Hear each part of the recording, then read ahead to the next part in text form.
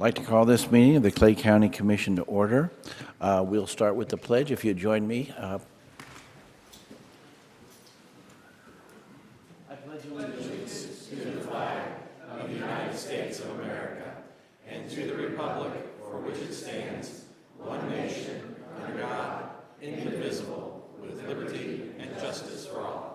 Thank you. Please call the roll. Commissioner Nolte? Here. Commissioner Withington? Here. Commissioner Lawson? Here. Commissioner Wagner? Here.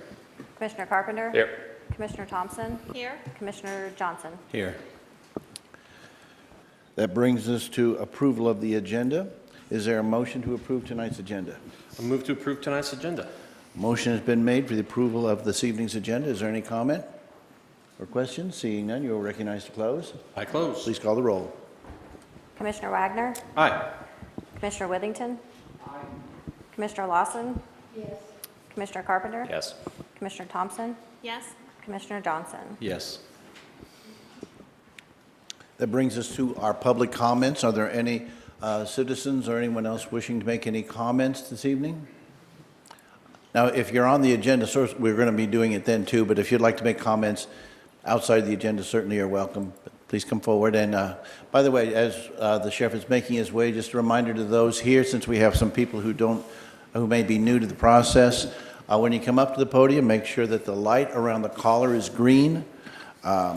Speak directly into the microphone and identify yourself for the audio recording, and then go right ahead. So with that, Mr. Sheriff. Thank you, Commissioner. My name is Will Aiken, the Sheriff of Clay County. And I didn't realize it from last week, but apparently the office holder comments and public comments were merged together.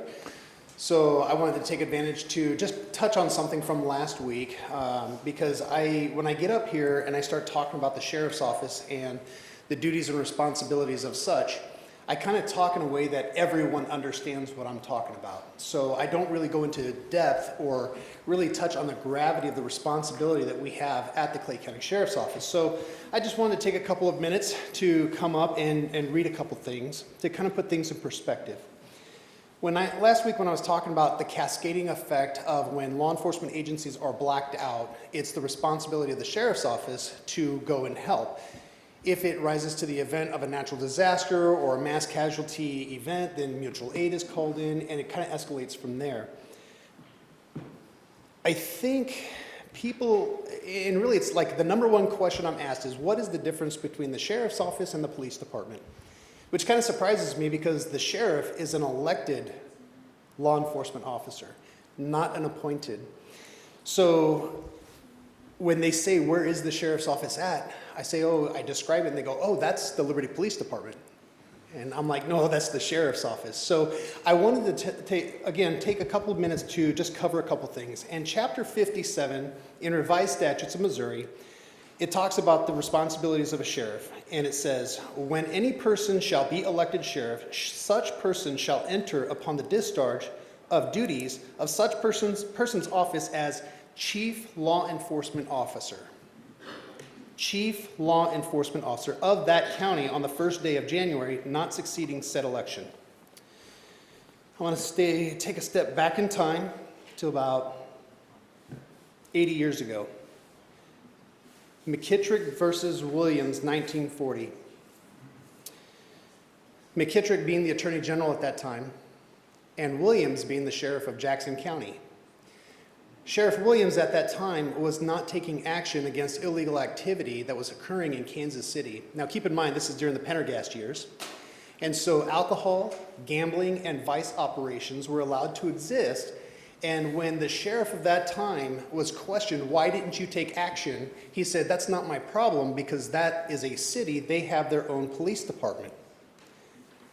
I have the county, I have the rural area, that's my responsibility. And the Missouri Supreme Court came back and said, no, Sheriff, that is your responsibility. And they actually removed him from office and fined him $1 for usurping his authority.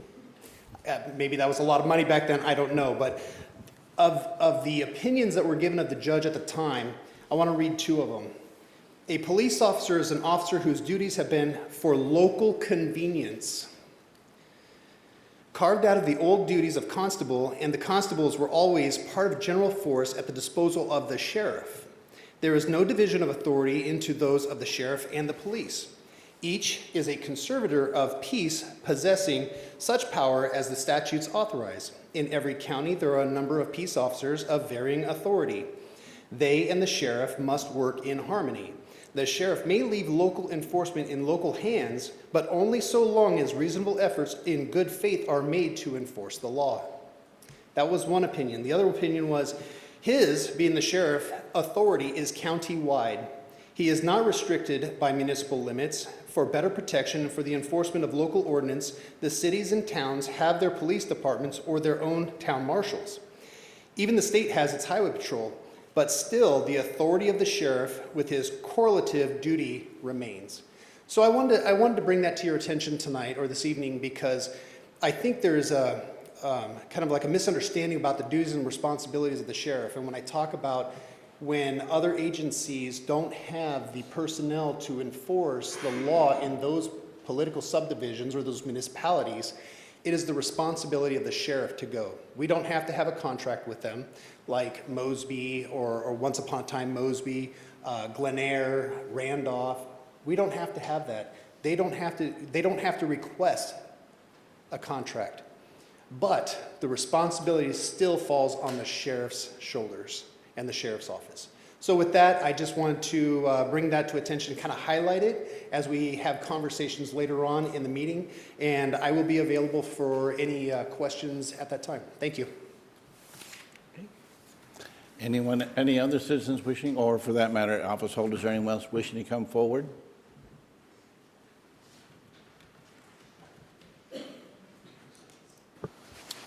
Good evening, Presiding Commissioner, Associate Commissioners. My name is Jim Oldebecken from Gladstone, Missouri. Last week was exciting. Oaths of office, our first meeting, and celebrating our 200th anniversary. And that's why I'm dressed in my living history attire from the era of the start of this county, 200 years ago. And I look forward to the 250th, although I don't know that I'll be here.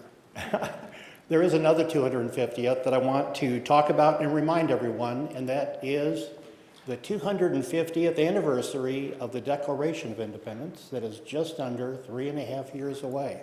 It's coming fast. I think I mentioned this 2 years ago. Those 2 years have gone by fast. It's on my mind. I hope that our county can give thought to that celebration. I hope we can have one of the best celebrations and recognitions of that event, in particular through all of us, especially the citizens, understanding better what it means, those that accomplished it, and how we must pass it on. The oaths of office were so inspiring because we had a packed room. We had 7 commissioners giving their oath of office. We had previous commissioners, staff, and we had the next generation, your children, maybe your grandchildren. And in that regard, I want to bring up an oath that is very inspiring when we think about our obligation to the next generation. It's the Athenian Oath. 2,000 plus years ago, the city of Athens, this was a requirement of any young man when he became 18 years old. He was required to give this oath: I will never bring disgrace on our city by an act of dishonesty or cowardice. We will fight for the ideals and sacred things of the city, both alone and with many. We will revere and obey the city's laws. We will do our best to incite a like reverence and respect in those above us who are prone to annul them and set them at naught. We will strive unceasingly to quicken the public sense of civic duty. Thus, in all these ways, we will transmit this city not only, not less, but greater and more beautiful than it was transmitted to us, our obligation to those little ones that are here. I have a big concern with the unity of our country that I know is on our minds. It's a concern because of with the divisiveness, we struggle to have civic discourse. I'm excited that we had civil discourse, civil and civic are important, in this meeting. You did not all agree, but we had a very good lively discussion. We got to issues, and we were friends afterward. You know, I just love the oaths of office, though, because that's a moment of perfect unity, because we all agree to give the oath, support the Constitution, and do so publicly. I want to conclude by saying something we're working on in Gladstone in order to prepare for the 250th anniversary in our community. We have a concern about one of the expressions of the First Amendment, the freedom of press.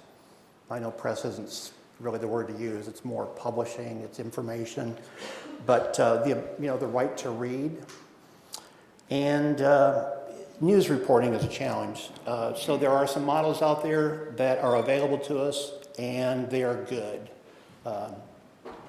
I guess the new model is called a nonprofit hyperlocal news source, and that's what's been on my mind. So we have formed something. It was incorporated on November 11, Veterans Day, at 11:11 in the evening.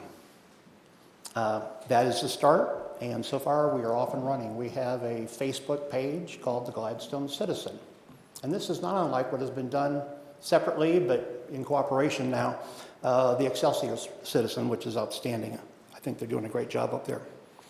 And this is not an easy task, but we have the start includes a partnership with North Kansas City School District, their Career Pathways program. We have been included with that.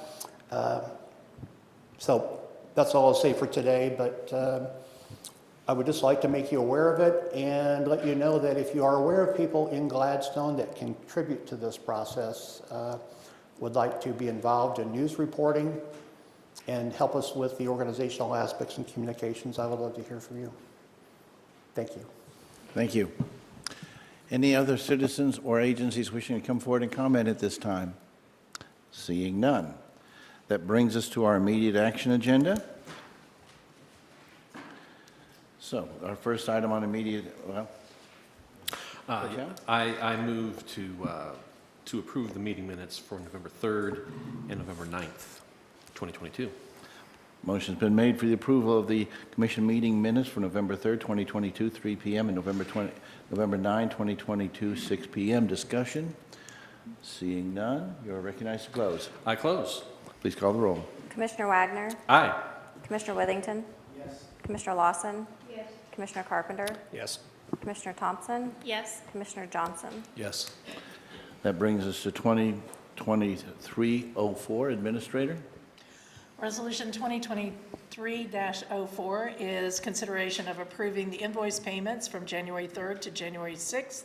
There are a total of 304 invoices for the amount of $860,385.90. Is there a motion related to 2023-04? I move to approve the 2023-04 invoice payments for Clay County for the period of January 3rd, 2023 to January 6th, 2023. Motion's been made for the approval of 2023-04. Discussion? Seeing none, you are recognized to close. I close. Please call the roll. Commissioner Wagner, Aye. Commissioner Withington, Yes. Commissioner Lawson, Commissioner Carpenter, Yes. Commissioner Thompson, Yes. Commissioner Johnson. Yes. That concludes our immediate action agenda. That brings us to our regular agenda. We start with 2023-05. Administrator. Resolution 2023-05 is approval of invoices for the prosecutor's office from January 3rd to January 6th. There were 6 invoices totaling $25,977.34. Is there a motion related to 2023-05? Yes, I move to approve Resolution 2023-05. Motion been made for the approval of 2023-05. Discussion? I close. Seeing none, please call the roll. Commissioner Wagner, Aye. Commissioner Withington, Yes. Commissioner Lawson, Commissioner Carpenter, Yes. Commissioner Thompson, I'm going to recuse myself. Commissioner Johnson. Yes. That brings us to 2023-01. Administrator. Resolution 2023-01 is the approval of an agreement and capital project encumbrance request for the replacement of the Bridge 183007 on Lancaster Road with Decker Construction in an amount not to exceed $400,000. Staff did report on this last week to the Commission, and we're available to answer any questions you may have. Anybody on the commission have any questions of staff on this issue? What was the project timeline again?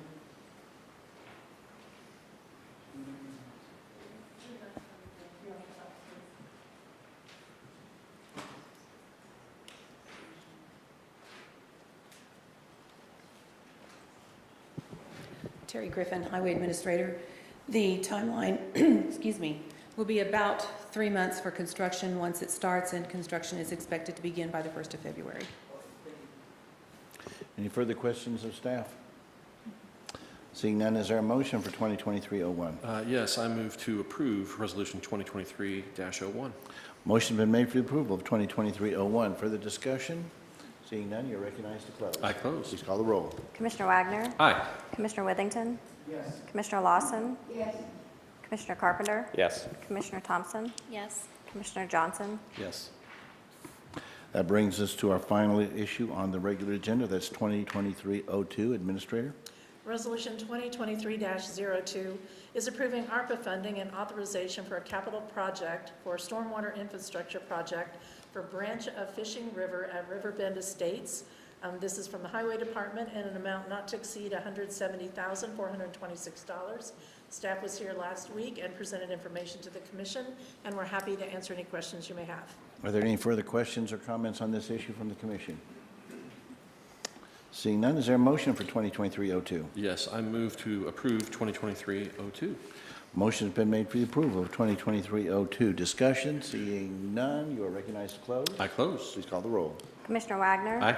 Commissioner Withington, Commissioner Lawson, Commissioner Carpenter, Yes. Commissioner Thompson, Yes. Commissioner Johnson, Yes. That brings us to our discussion items. Administrator? Yes, thank you, Commissioners. Under the discussion is a continuation of the discussion of the proposed 2023 budget.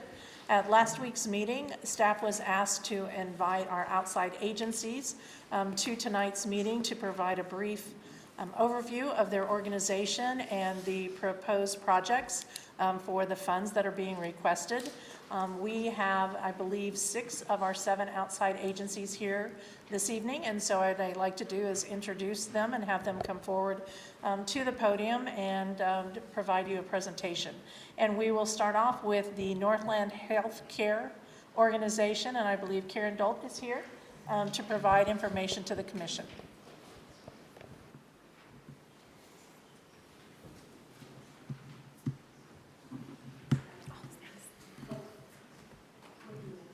Thank you. Okay, thank you. So I'm Karen Dold, and I'm the CEO of Northland Healthcare Access. And I'm very pleased for this opportunity to talk about Northland Healthcare Access and all that we do in the community.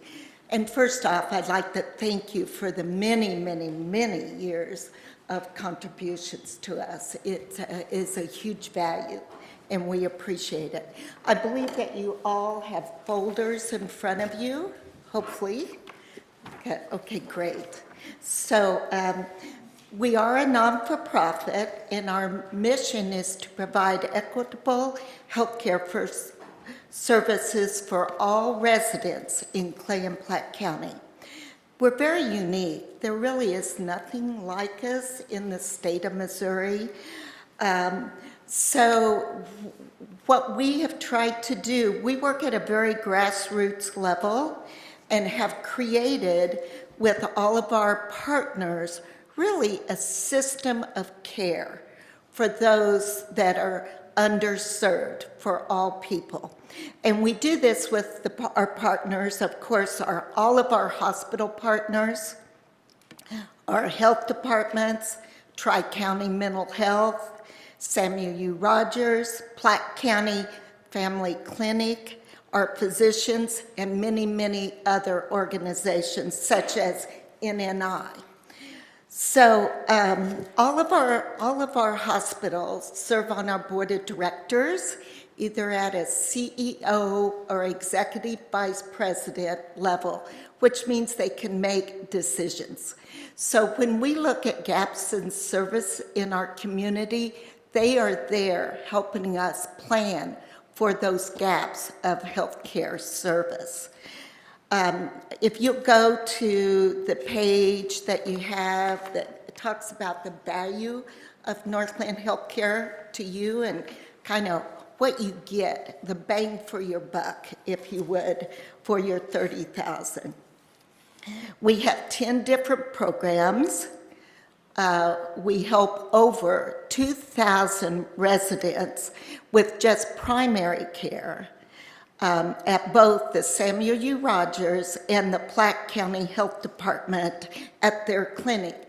Now, because we have a contract with Platte County Health Department, they serve also Clay County residents that are close to their vicinity. You know how spread out we are.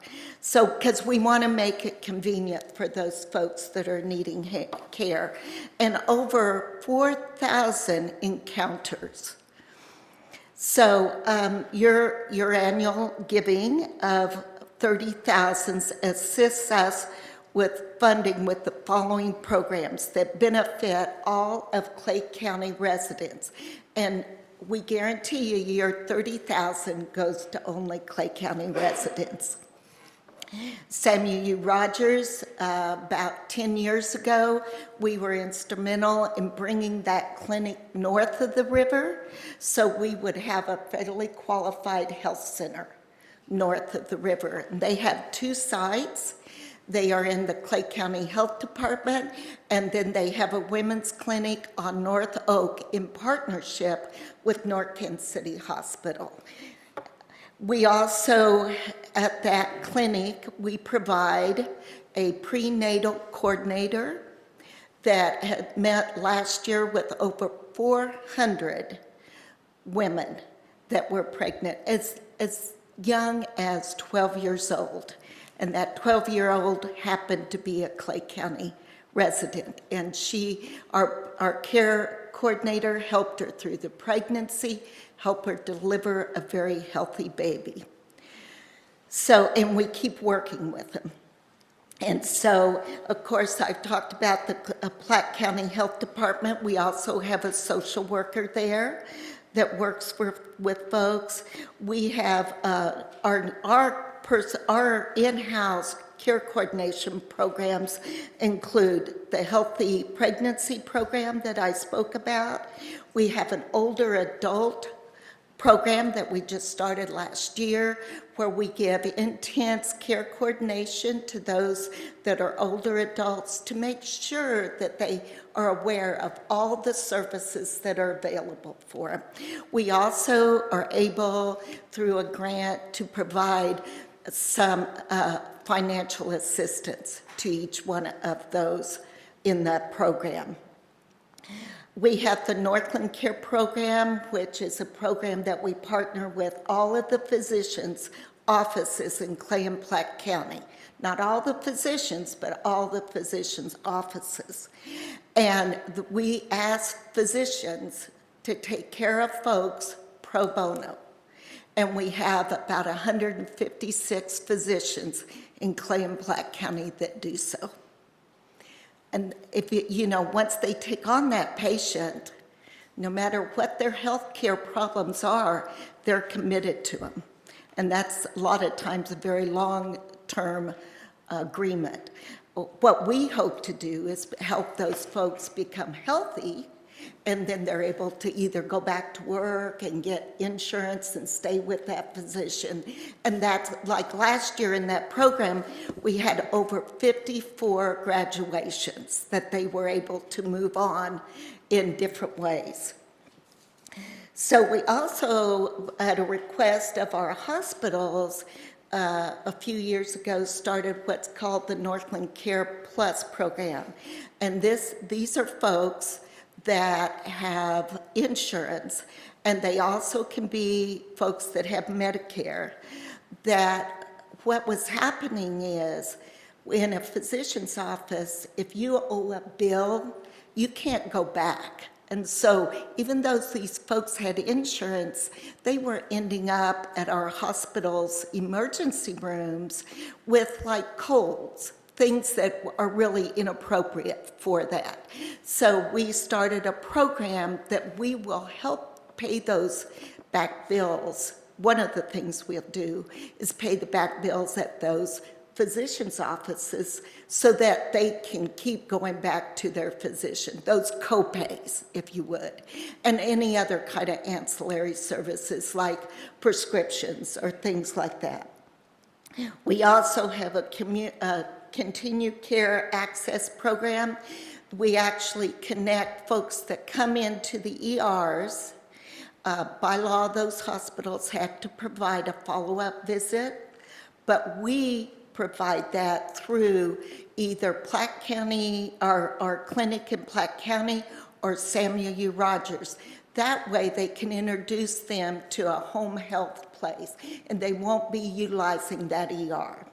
So, and then we have we work with adult dental, and then we have a health resource line. So, and we are always, like last 3 years, we created a couple of new programs as we see the gap in services. So I could just go through the packet. In your packet is a list of our board of directors, and you'll see all the folks that serve on the board. We also have 3 physicians that serve on our board of directors. You'll see our 2023 budget. You'll see a page of success stories. And those are always the great things. We have stacks and stacks of those that you saved our lives. And so these stories that you're reading are Clay County residents. We have our annual report, and we are updating that now, so that's our last year's annual report. You also have an invitation to our annual event, and it's called Bon Santé. And any of you that have ever attended it will say, it's like the event, it's the funnest event of the year, because we do it at Argosy Casino. They provide everything. It's a wine tasting, and it is a live and silent auction. So save the date. It's a great party. And then I think you should know that we were one of the founding members with several of our organizations, our hospitals, Clay County Health Department, with Northland Health Alliance. So all of our folks in the Northland that are involved in health sit at the same table. We do a community assessment together, and then we develop a community health improvement plan. We pick the priorities. We just completed our 3rd one. So that pretty much, I could talk all night, but there's 6 more people anxiously waiting to speak to you. So I'd be glad to take questions.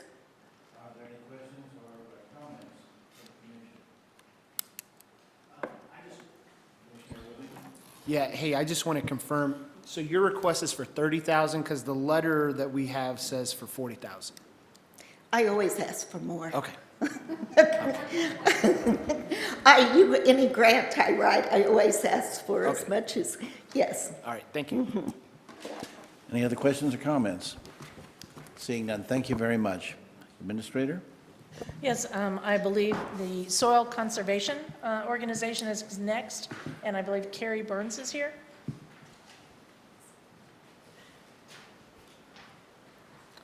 Or not.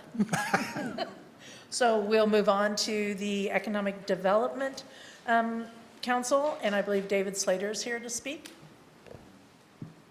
And Julie, sorry.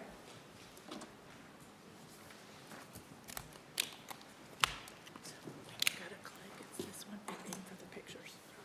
Aim for the picture.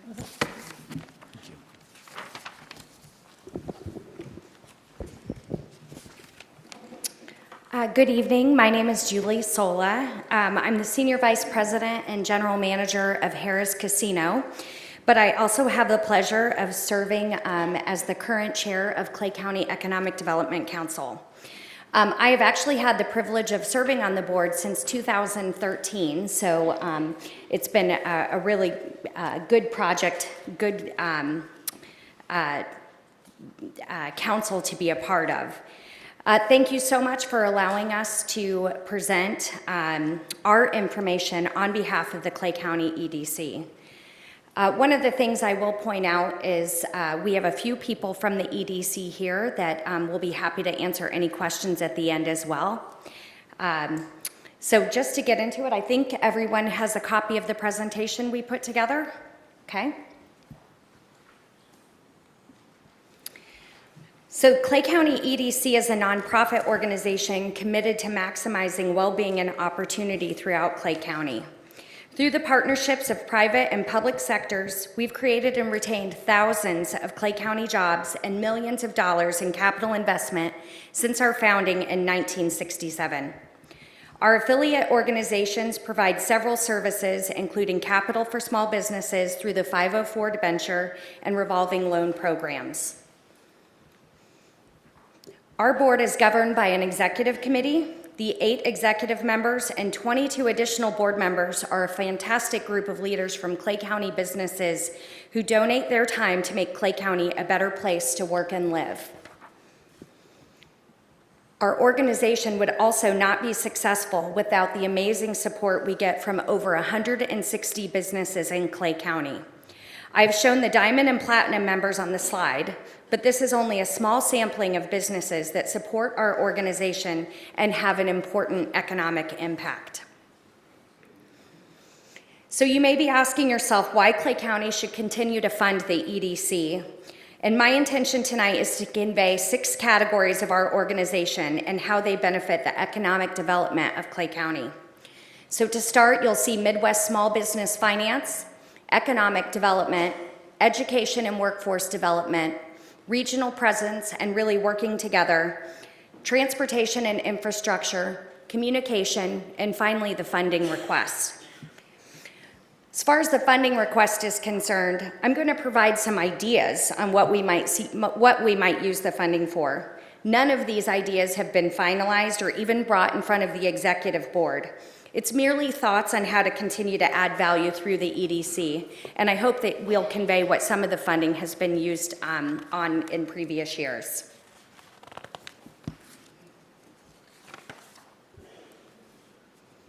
So Midwest Small Business Finance has been providing outstanding tools for small business creation and expansion for nearly 4 decades. The organization is making low-interest, long-term capital easily available. The loans are offered exclusively for small and medium business startups or expansions through Northwest Missouri. SBA loans allow banks to make loans without the guarantee that might be too risky. Clay County EDC financing arm is Midwest Small Business Finance. Currently, our portfolio includes more than $13.5 million in loans. We believe we will have an additional 2 more loans totaling over $3.5 million in process in Clay County this year. And in 2023, our goals are to fund $5 million more in SBA loans. This lending arm of the Clay County EDC is important because it gives small businesses a chance to really move from their garage to a building or really a dream to their reality. We did have this lovely video of like a real in-life business that was impacted by the Clay County EDC. And we did test it, but unfortunately there's no volume in this room, so you really cannot hear the video. So I'll give you back 2.5 more minutes of your time. But this is Neil Wilkerson, and I just want to point out that this entire video was put together by Northland CAPS. So some students from Northland CAPS, which you're going to hear about in just a minute, also something that we have impacted by Clay County EDC. Neil Wilkerson walked into the EDC office and he met Julie Lewis, who happens to be sitting behind me.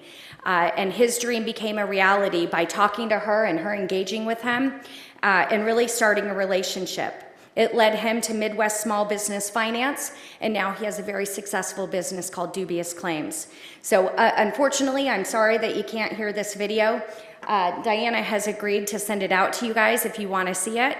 It could also be found on the EDC website, but it just goes to show some of the power that the EDC has had. So I'm going to move on to economic development next. And there's a number of projects that have happened through the EDC or been influenced by the EDC, but also that are currently in the works by EDC. We don't believe that there's a single organization that's ever responsible for economic development.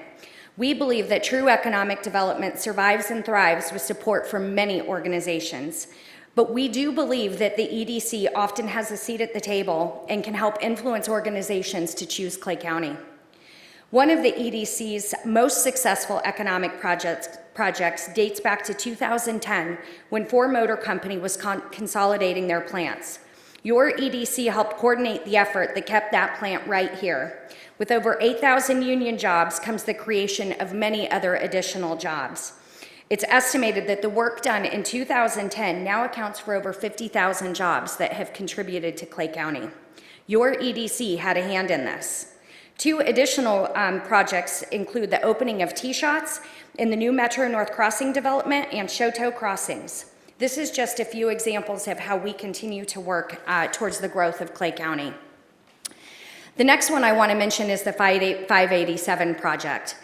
2 years ago, your EDC began working on a vision of the intersection of Highway 152 and 435. Add those together, you get 587. We have since utilized a combination of funds from Clay County and the City of Kansas City for a feasibility study utilizing Olson Engineering and Design. This development opportunity has reevaluated this underdeveloped land and identified 7 areas of focus, including entertainment, sports, parks and recreation, specialty retail, restaurants, civic opportunities, Class A office space, and a variety of housing options. This new development area has focused on how to keep the Northland dollars in the Northland rather than driving across the river or state line. There's not a single high school that can have their high school graduation all in one area in Clay County. This would absolutely fit that bill. This is really an attitude adjustment for the Northland and a game changer for the entire metro. The work, which many thought was years down the road, is having an ordinance written as we speak to select a master developer. While the ordinance has yet to be approved by the City Council, the EDC will be involved with the selection of that master developer. The EDC is also currently assisting with the Northland Gateway project by building relationships and bringing business owners together to understand the goal and overall impact of this project.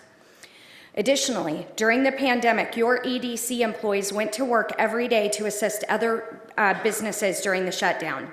We began distributing over $1 million in Clay County CARES Act money to companies devastated by the government overreach in our municipalities. We have also testified countless times when Kansas City was attempting legislation that would be harmful to the Northland. We continue to be involved in Jefferson City and identifying bills that may hamper economic development. If these examples are not enough, I want to introduce some statistics to you.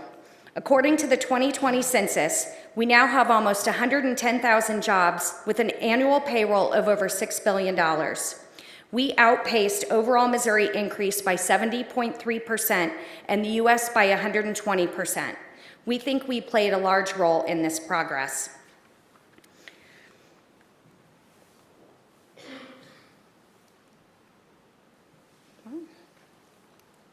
The next area that I want to focus on is education. While job creation is incredibly important, if you do not have qualified individuals to fill those jobs, they absolutely could be pointless. Your EDC has had a strong focus on education and on workforce development. The Northland Education and Business Alliance, also known as NEBA, was founded by the Clay County EDC and is a network of education and business organizations north of the river. NEBA works in partnership with the region's economic development professionals to bring awareness of quality education in the Northland to prospective business and corporations. NEBA strives to inform local students, educators, and career changers about career opportunities in the Northland.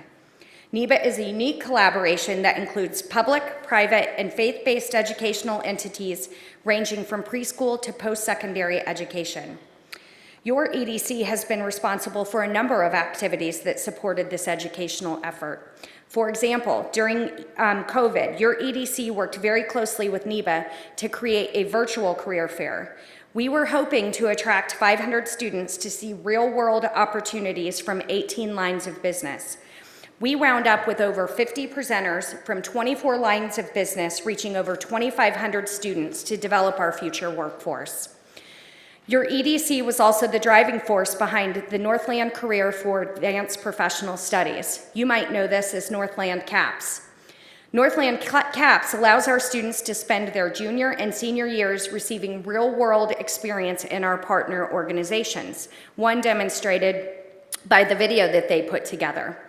We work countless hours with our high schools in creating a workforce development plan. We do mock interviews, resume reviews, and even classroom presentations.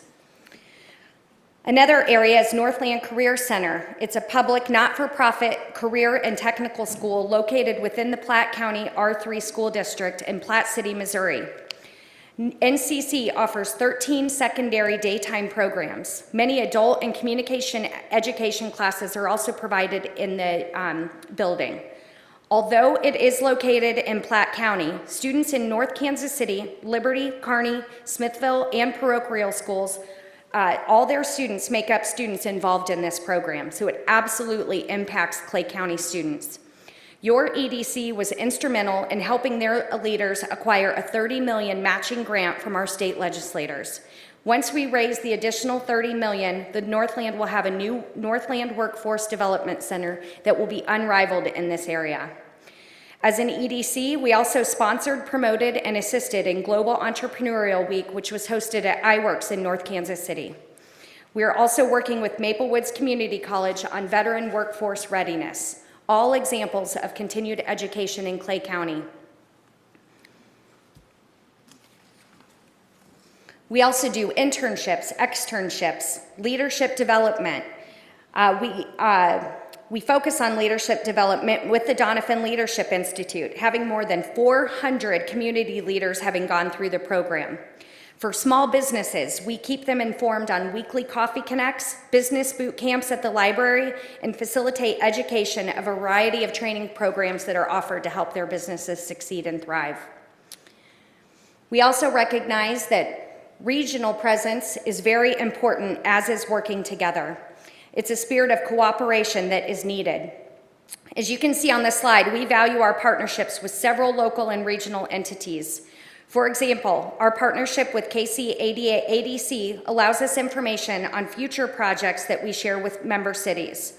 It's imperative that we get our infrastructure right to accommodate our growth. That's why the Mid-America Regional Council is a critical partner of ours. Visit KC is also vital. In less than 4 years, we will be a host city for the World Cup. To drive from the airport to Arrowhead, we need visitors to make a stop in Clay County. We work closely with Ride KC to develop bus routes that helped bring workforce to Clay County for jobs.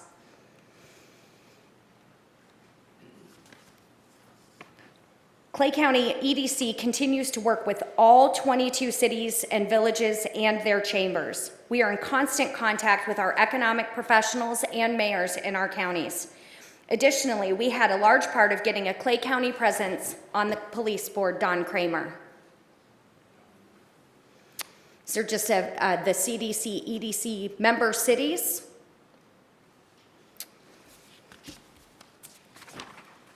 Another area of impact for EDC is with transportation and infrastructure. For example, we will be hosting all Northlanders involved with the MARC transportation process at our Civic and Legislative Committee next week. There are several projects that we had a seat at the table. You can see those up there. The Buck O'Neill Bridge, 92 Highway, Kansas Street, the list goes on and on. Additionally, we hosted a transportation summit with Congressman Sam Graves and Director of MoDOT Patrick McKinnon. We also added value with our Quality of Life Committee to improve Clay County parks and trails. All these things add to the continued economic development in Clay County, and the EDC had a voice in these planning sessions and meetings. Finally, communication. Over the past several years, we've made a concerted effort to improve communication across all of our channels. Our website is often updated with the latest and greatest information and is very user-friendly. We put out a weekly newsletter called the Friday Facts that has over 3,000 individuals on the distribution. On average, 800 people open the newsletter every week. If you know anything about email and click rates, that's a pretty strong click rate. I'd love to have that in my business. This newsletter includes an upcoming calendar of events happening in Clay County weekly and monthly to keep our residents coming to events right here in Clay County. We send out weekly invites to Coffee Connect. Our team is highly visible at luncheons, after-hour events, volunteer opportunities with school districts, and any other place that we feel like we can network. And for the record, the EDC is a mighty team of 3. So as we close this presentation, I wanted to mention a few places where we see opportunity to continue to use Clay County funding. Marketing. We have an opportunity to continue to market our cities, projects, Cerner, our airports, any good reason to keep money in Clay County and encourage economic development. We would like to and need to update our strategic plan as an EDC. This would keep us focused and on the right track for the next several years, but we would want a facilitator to help and assist with this important endeavor. And finally, the funds would help support the general administration and operating expense of the EDC to include a small benefit package to the team. While none of these ideas have been formally presented to the board, they would help continue the work done at the EDC. To close, I want to thank you for listening to this presentation. The information in this presentation is the reason why we have so many members. They absolutely see our value. They want to be part of an organization that has results, but membership alone does not allow us to do all the work that we will continue to have an impact on our county.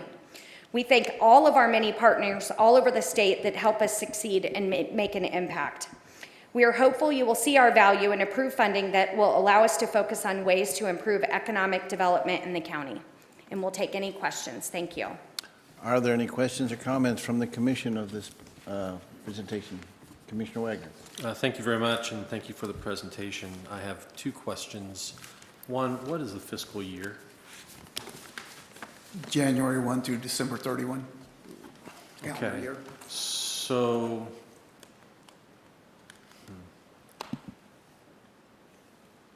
I'm a little surprised to hear that you're considering how you would plug in the $100,000 that's been asked for. Typically, I would have expected you to have a budget already approved, assuming you would know how you would use whatever contribution the county would make. So how does that work? So I did submit a budget to the treasurer, but we have not shared it with the board because of the decision y'all will make. Okay. And the line items will definitely be different. If we get the money, we'll have a balanced budget. If we don't, we've got a lot of work to do. Okay.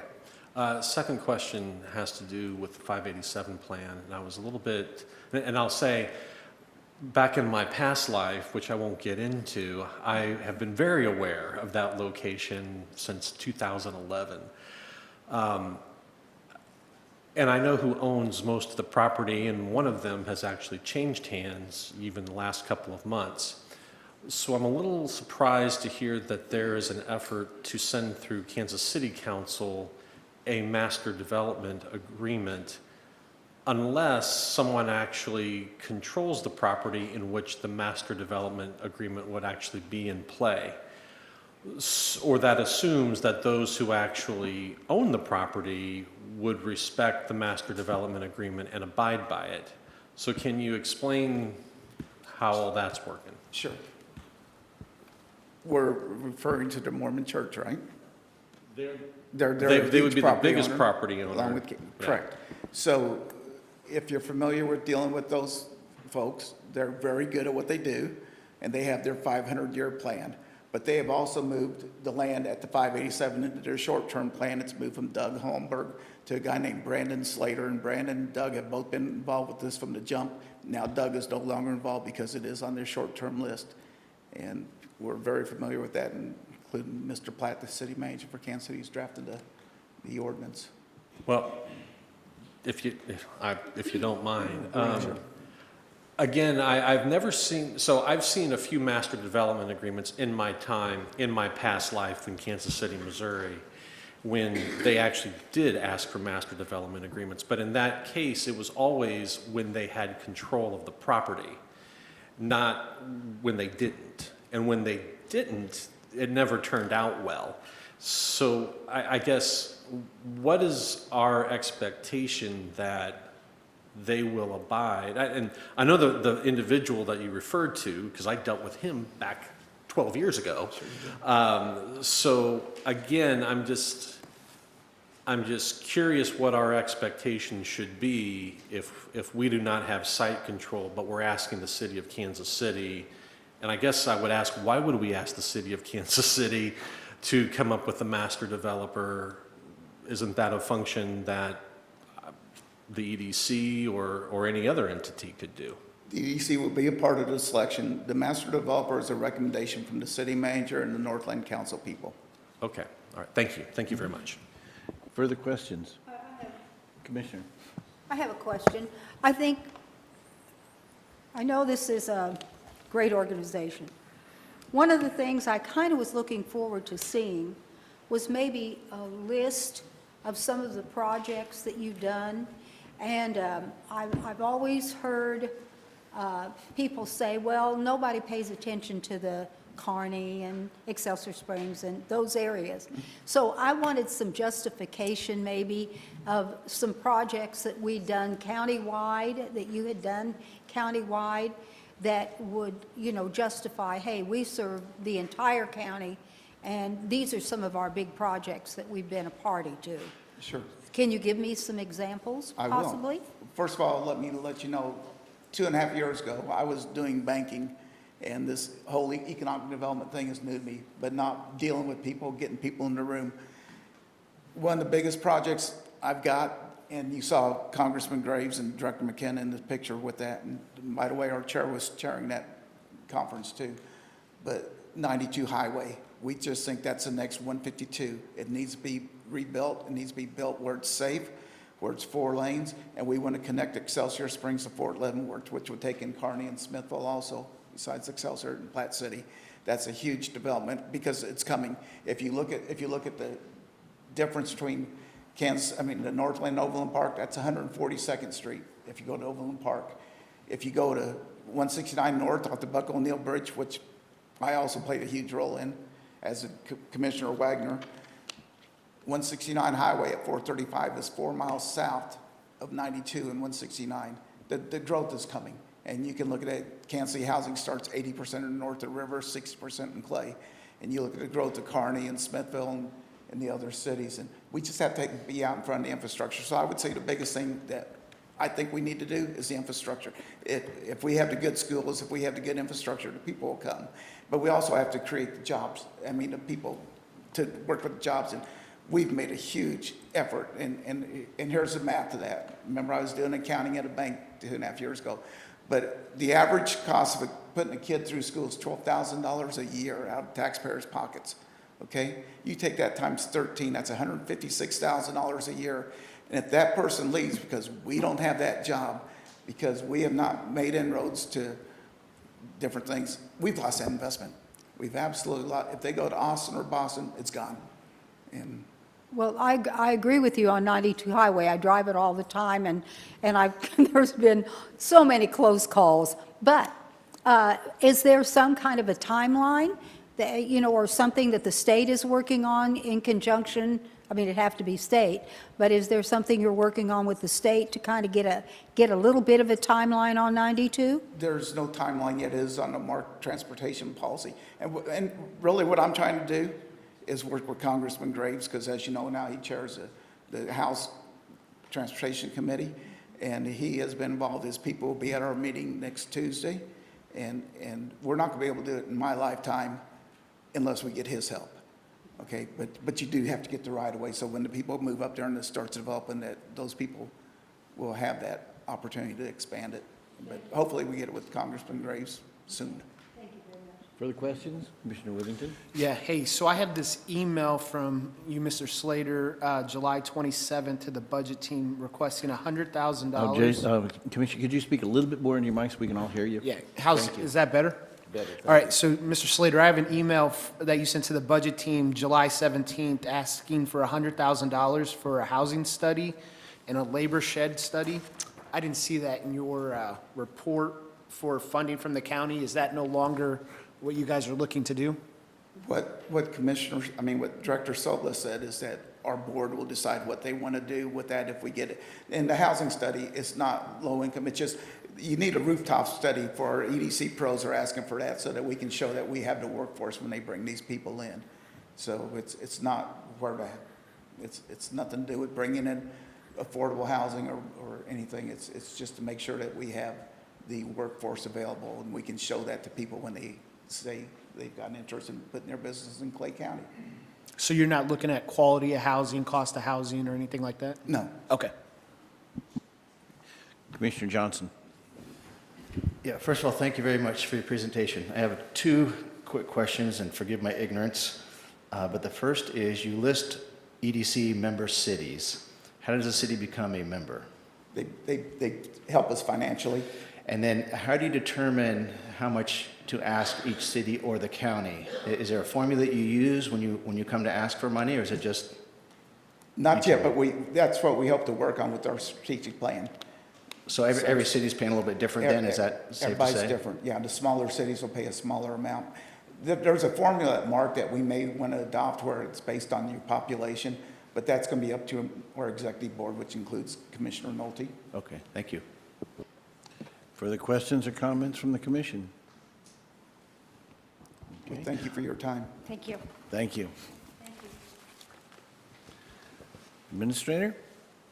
Yes, next I'd like to invite up the University of Missouri Extension, and G.K. Callahan is here to present information. Hi, good evening, Commission. My name is G.K. Callahan, and I am the engagement specialist for the University of Missouri Extension, which covers Clay, Jackson, and Platte County. I'm here tonight to talk about our Clay County budget request. You are being handed an annual report from all three counties. We combined all our three counties into one annual report, but it does highlight Clay County activities.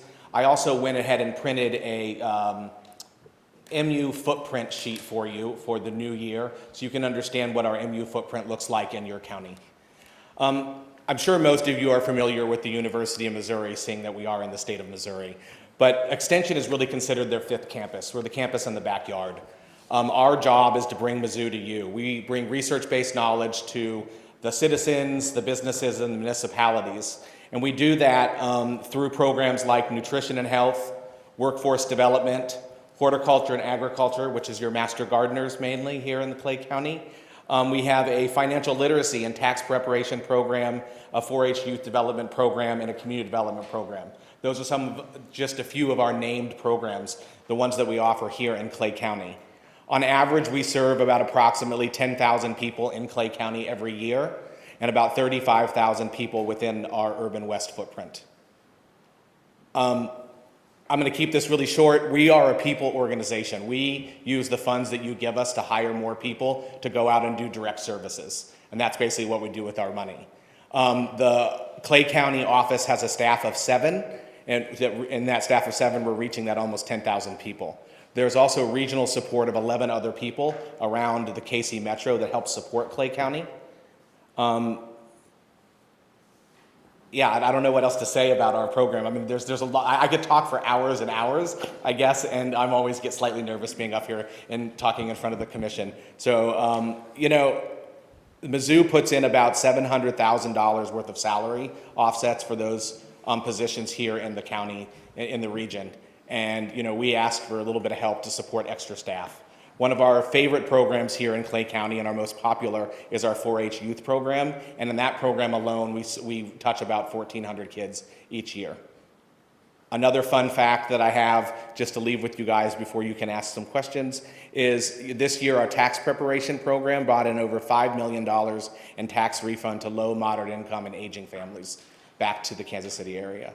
So we do all kinds of services, all kinds of good from fall prevention, from eating from the garden, to Walk with Ease, to, Veterans in Hives program, which is a workforce development program, helping veterans learn how to get into the urban gardening scene. The list is pretty endless. So if you don't have any questions, I'm going to try to be brief this evening. Questions or comments from the commission? Seeing none, thank you very much. Thank you for your time, and I appreciate your continued support. Administrator? Yes, now I'd like to invite up the Northland Neighborhood Organization, and I believe Deb Herman is here to provide information.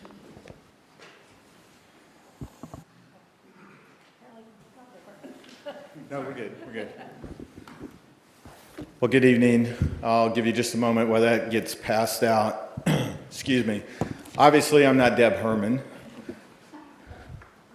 My name is Darren Hennon. I am the longest tenured board member and past chair, had the opportunity, the pleasure to serve 3 years as the chair of NNI. So I've been asked and gratefully accepted the opportunity to speak before you tonight. So thank you for the opportunity. Also a resident of Clay County, specifically in the Willowbrook neighborhood. With me tonight, I won't, for brevity, I'll ask them all to stand up, our executive board members and our support staff that's with us this evening.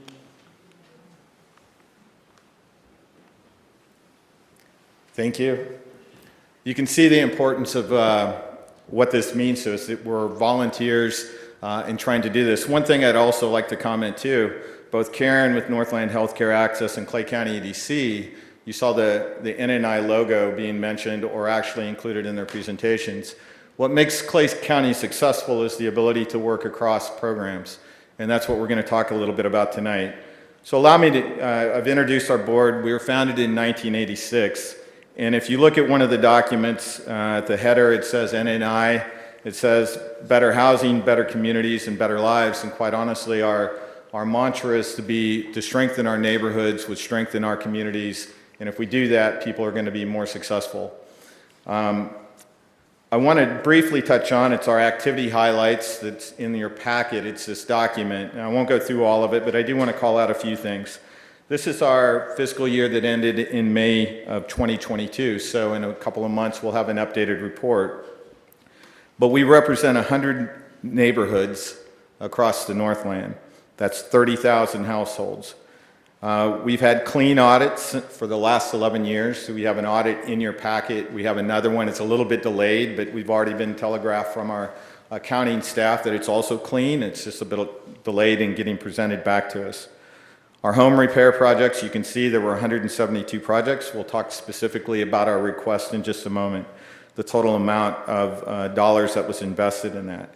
You can see the type of meetings that we facilitate. Those are growth-based meetings. Those are planning meetings. Those are senior support workshop meetings. Those are government affairs and then partnerships with our school districts and our other civic organizations. So we cover a wide variety, trying to make sure we strengthen our neighborhoods.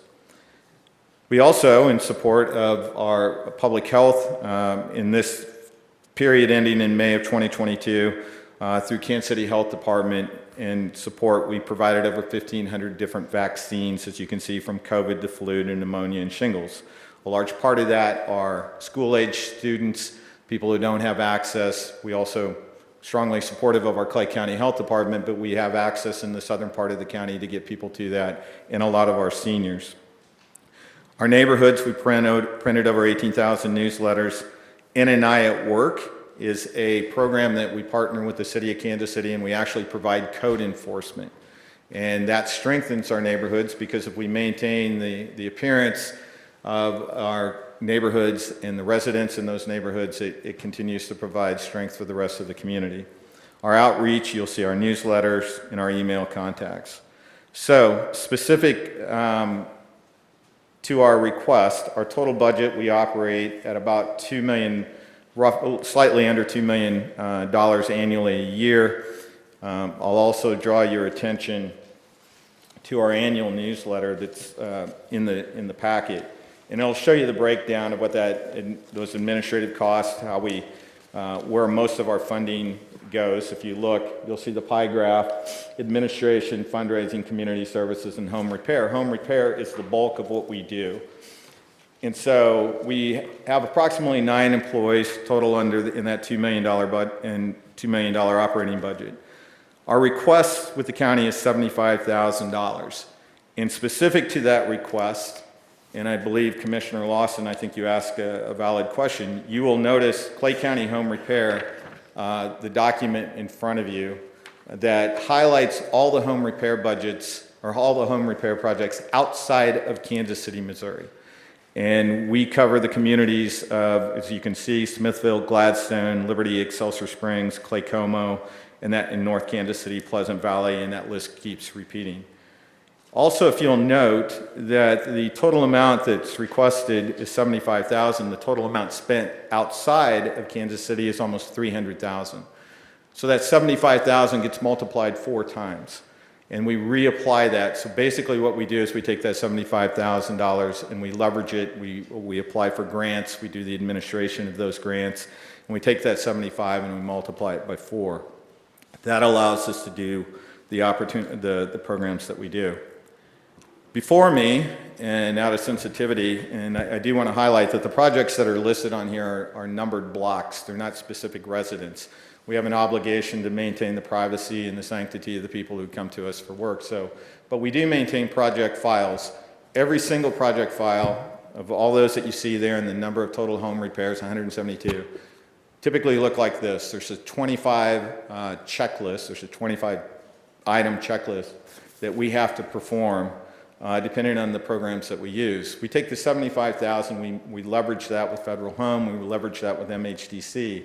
In addition to the money that we get and the audit that we hold as board members, volunteer board members and professionals in the community, we're also obligated to meet the financial obligations of MHDC. Also included in your packet, I believe there's an email that was dated January 10th saying that we are in compliance with the MHD housing programs.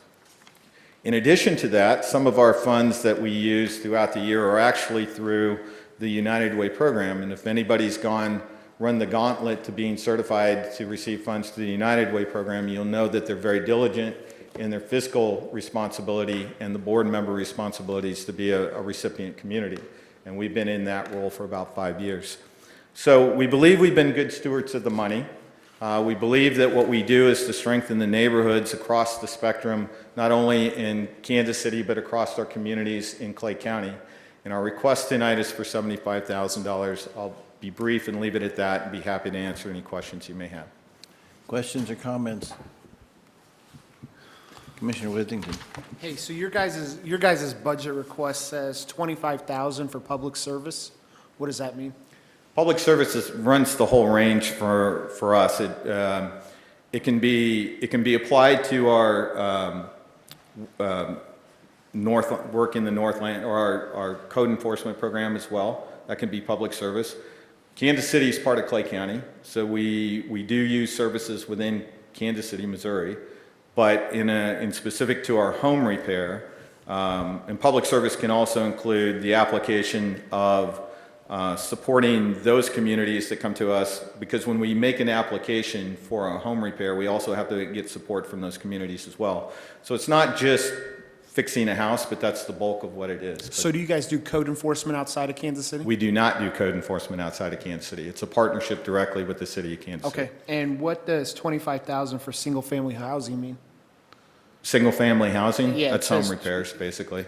So you got $25,000 for home repairs, $25,000 for single-family housing?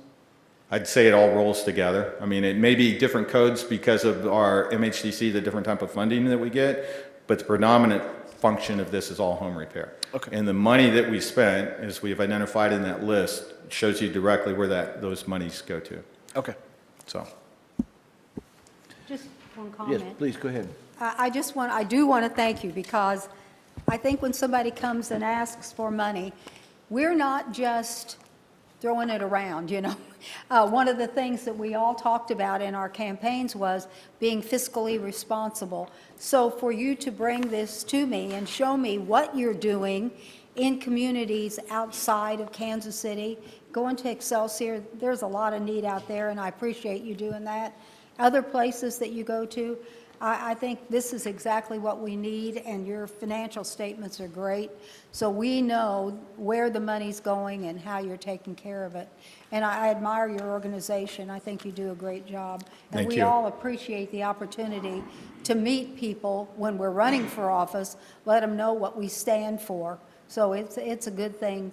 Help us to reach the people we want to talk to. So Thank I you for appreciate the that. comments, and we do appreciate your fiscal responsibility.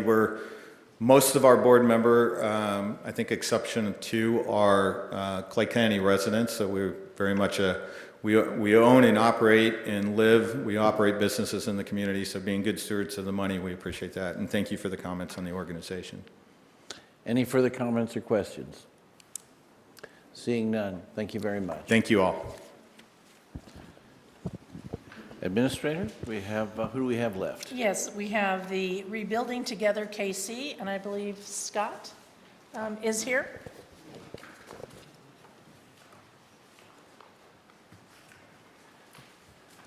Well, good evening. My name is Scott Hickox. I am the new Executive Director of Rebuilding Together Kansas City. And if you've been around here a while, you've probably seen Clay McQuarrie standing in this place for a lot of years before me.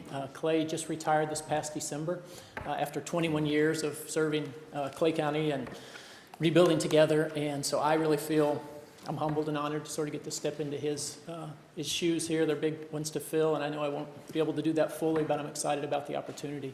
I really feel like my role stepping in is really to steward the organization and the work that he has done in the past, and we hope to continue that in the future. We exist to improve the living conditions for disadvantaged families, and we do that through home repairs, through safety modifications. We serve veterans, we serve seniors, children, people with disabilities, and families living in poverty. Really what we want to do is to eliminate unsafe and substandard living conditions. And this past year, we served a little over 100 homes.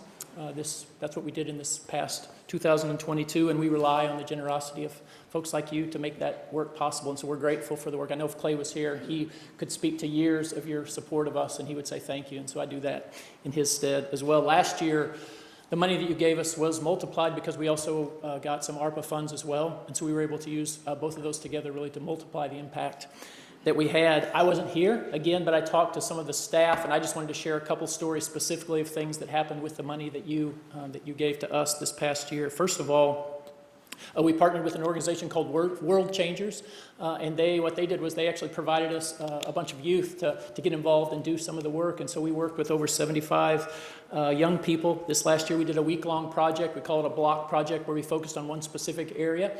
And in this case, we actually did it at the Liberty Village Trailer Park.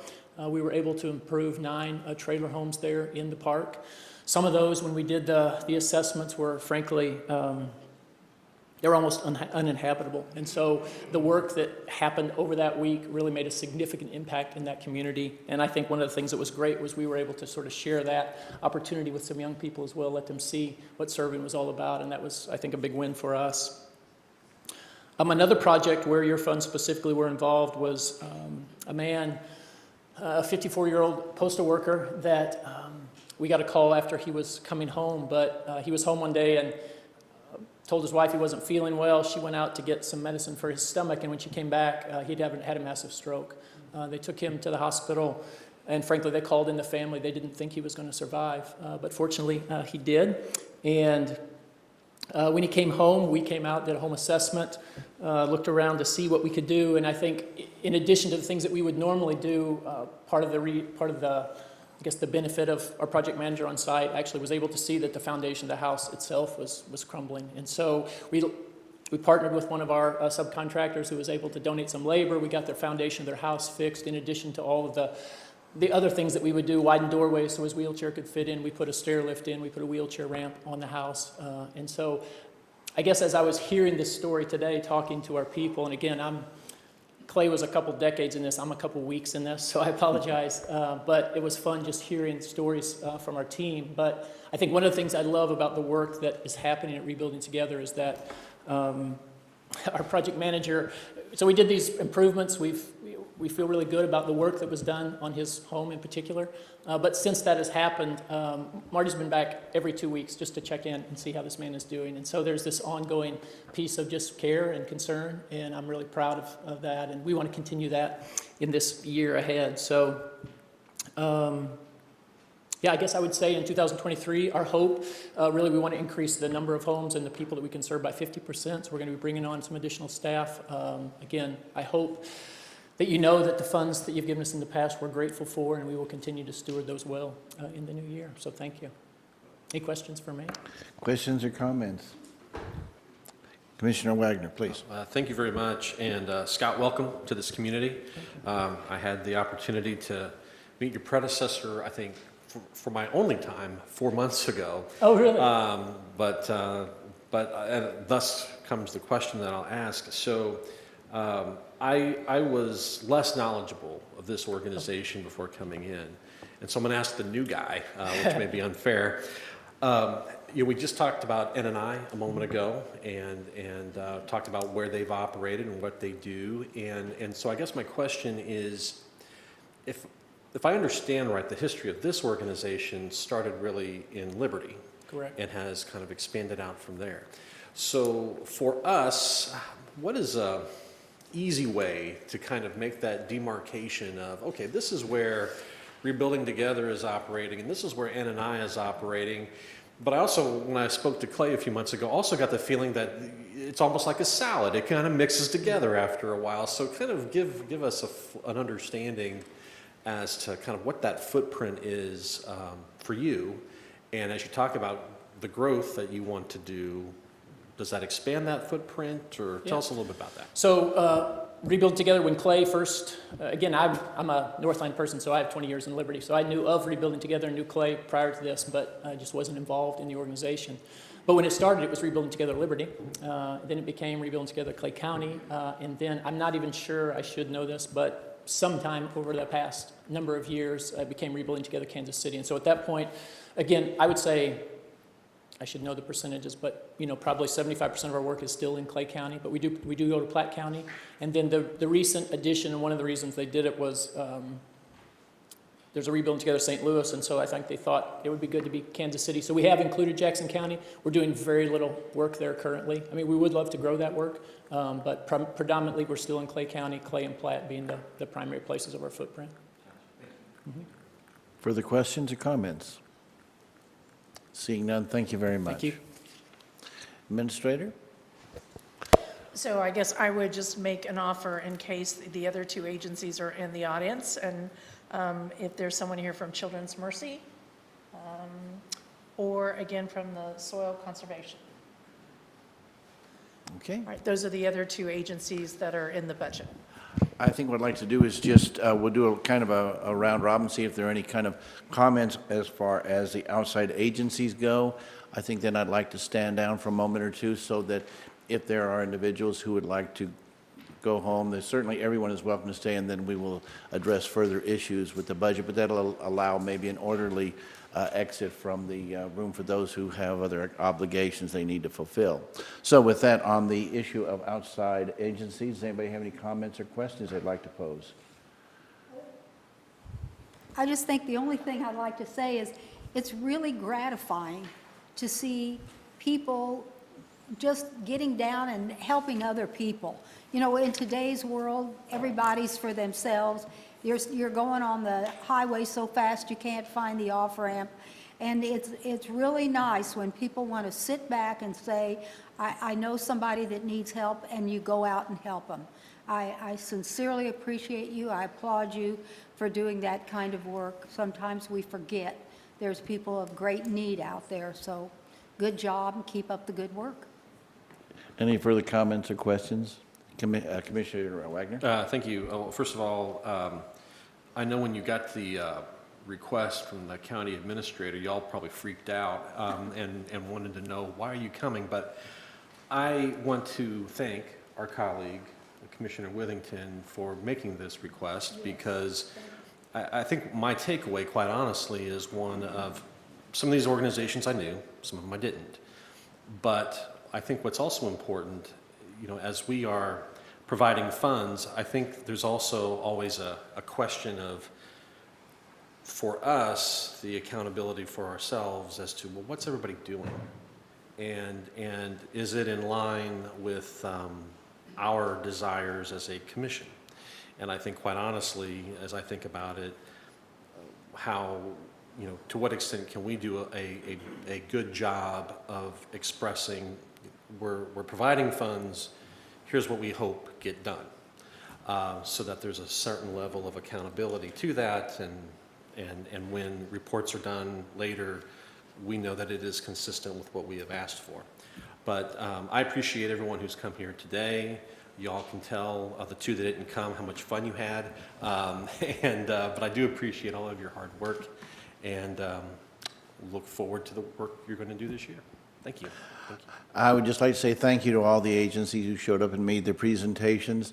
I echo Commissioner Wagner's comments that it's good to have that knowledge out there. We are entrusted with this money by the people, and therefore we want to make sure that it is spent in a way that is consistent with the interests of Clay County citizens. And quite honestly, I think it's a good thing to be able to show a little civic pride, because we have organizations in this county that we can be proud of, and I think it's apart from the informational thing, which is important to all commissioners, whether they are newly seated or whether they have been here for a bit. It's good to be able to get the updates, and I think it's good to show the community that we are, in fact, engaged outside of the walls of this chamber, but we also looked to the citizenry and some of the and a lot of the organizations that we have that are doing great work out there. So with that, thank you very much for being here. What we will do is, it's about 21, 22 after. Let's go ahead and just stand at ease for maybe 5 minutes or so. That'll allow anyone who wishes to leave to do it without any awkwardness. Then we will reconvene and take up any additional issues related to our proposed budget. So with that, we will stand at ease for 5 minutes. Thank you.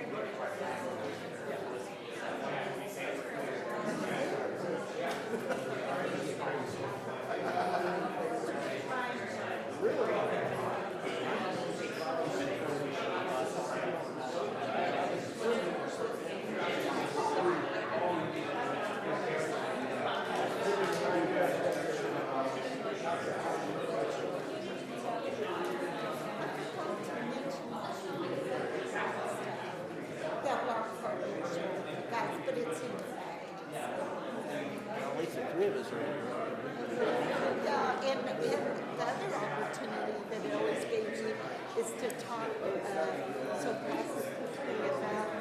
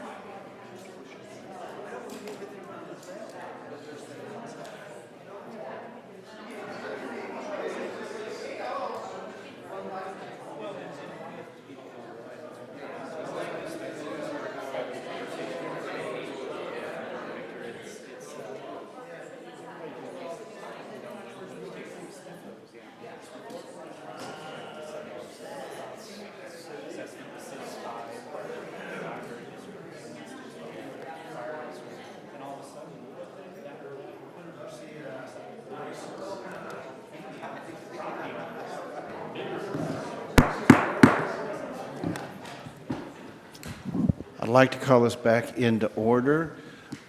We just went through our discussion item, and we would stop about halfway through. We just completed the outside agency part of discussion items. We will now proceed with a more general discussion and some of the more specific items that we are looking at. So with that, I believe the administrator has some numbers that she'd like to share with us and some information and some data that she and staff have been working on. So with that, please proceed. Thank you, Commissioners. Yes, just to follow up from last week's meeting, a lot of discussion centered around salaries for our sheriff's office and personnel.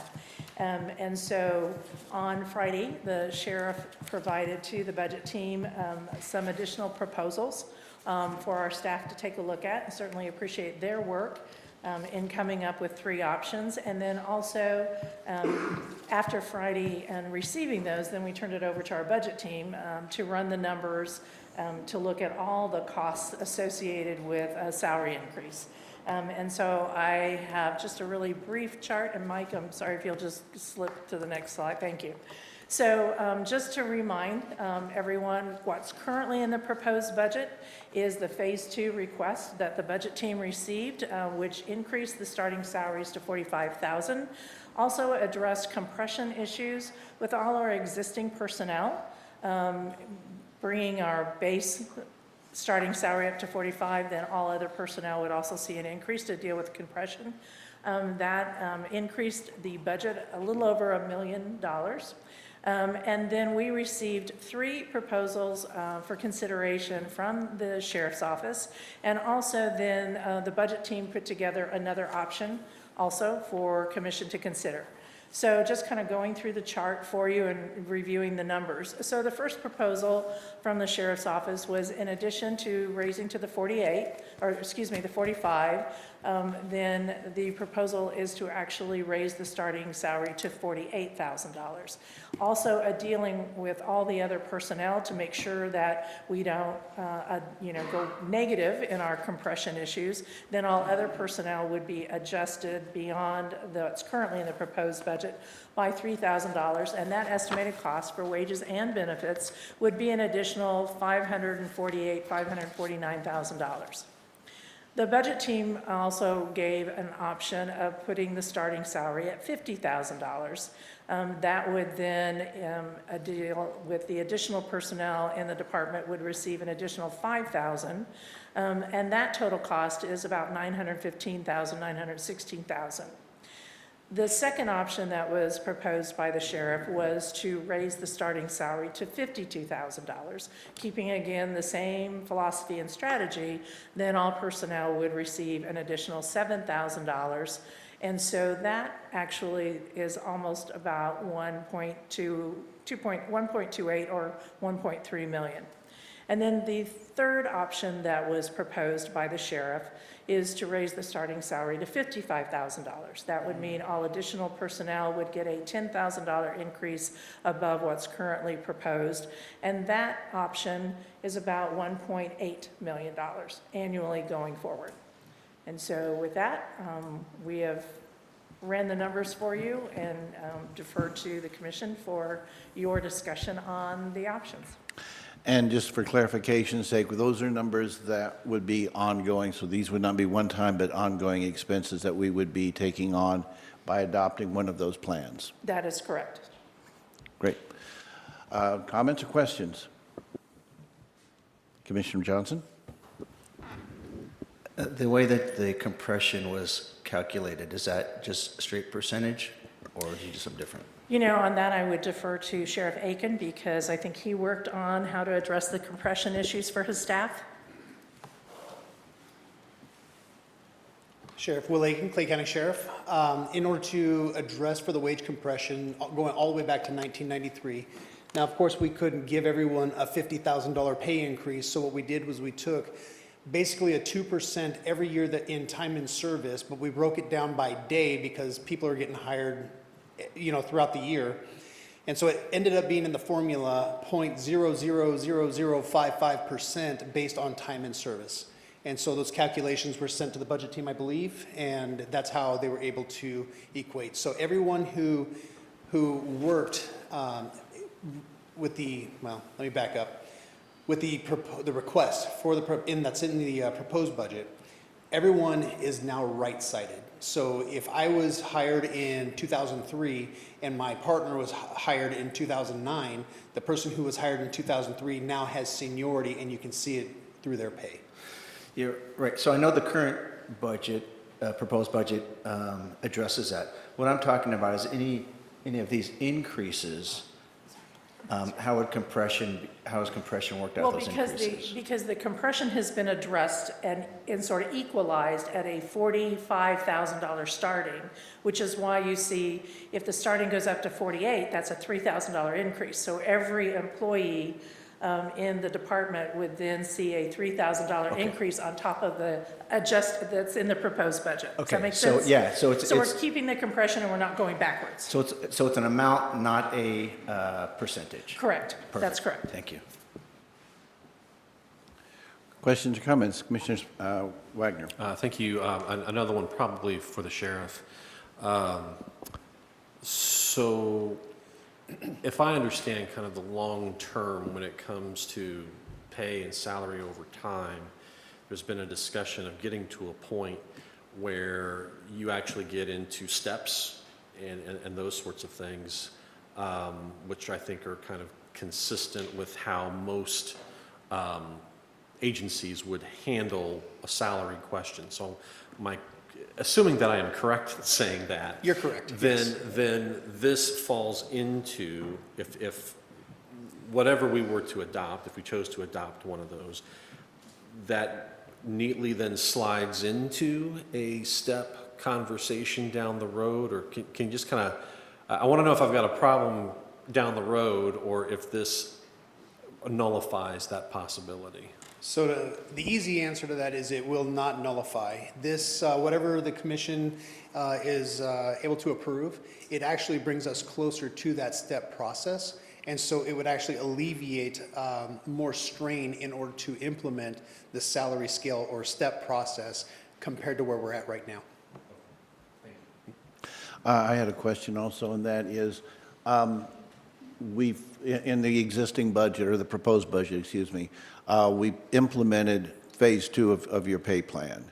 So does this represent phase 3, or how do you see this fitting in there? Because I kind of want to see where we're at. When we started having this conversation years ago, and you'd said you realized that this was a step program that would have to be done over the course of a number of years and phased in. So would this be characterized? I'm trying to label it just so I can kind of keep a handle on things. So would this constitute phase 3, or would it only constitute? Well, it depends on the amount, I suppose, that it would be only a partial phase 3. So I'm kind of wanting to get where you're at on this process so I can understand where we're going. Yes, so I think through 2023, we will be able to see the market stabilize. I think there's only one more agency that's going through collective bargaining to see where they're at.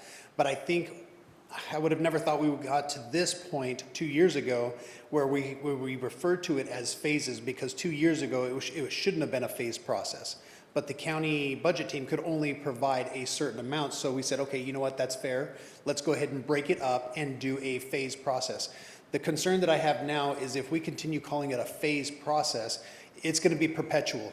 We're going to end up being in phase 3, phase 4, phase 5. So what I would like to do, going to the step plan increment implementation, as well as working with the budget team and the county administrator to get us to where the market has stabilized, and then make the decision, or for the sheriff's office to propose, this is our mark now, and then just be done with it. So we will be able to have the step plan ready to go for 24, as well as what is that magic number that is appropriate for the Clay County Sheriff's Office in the county.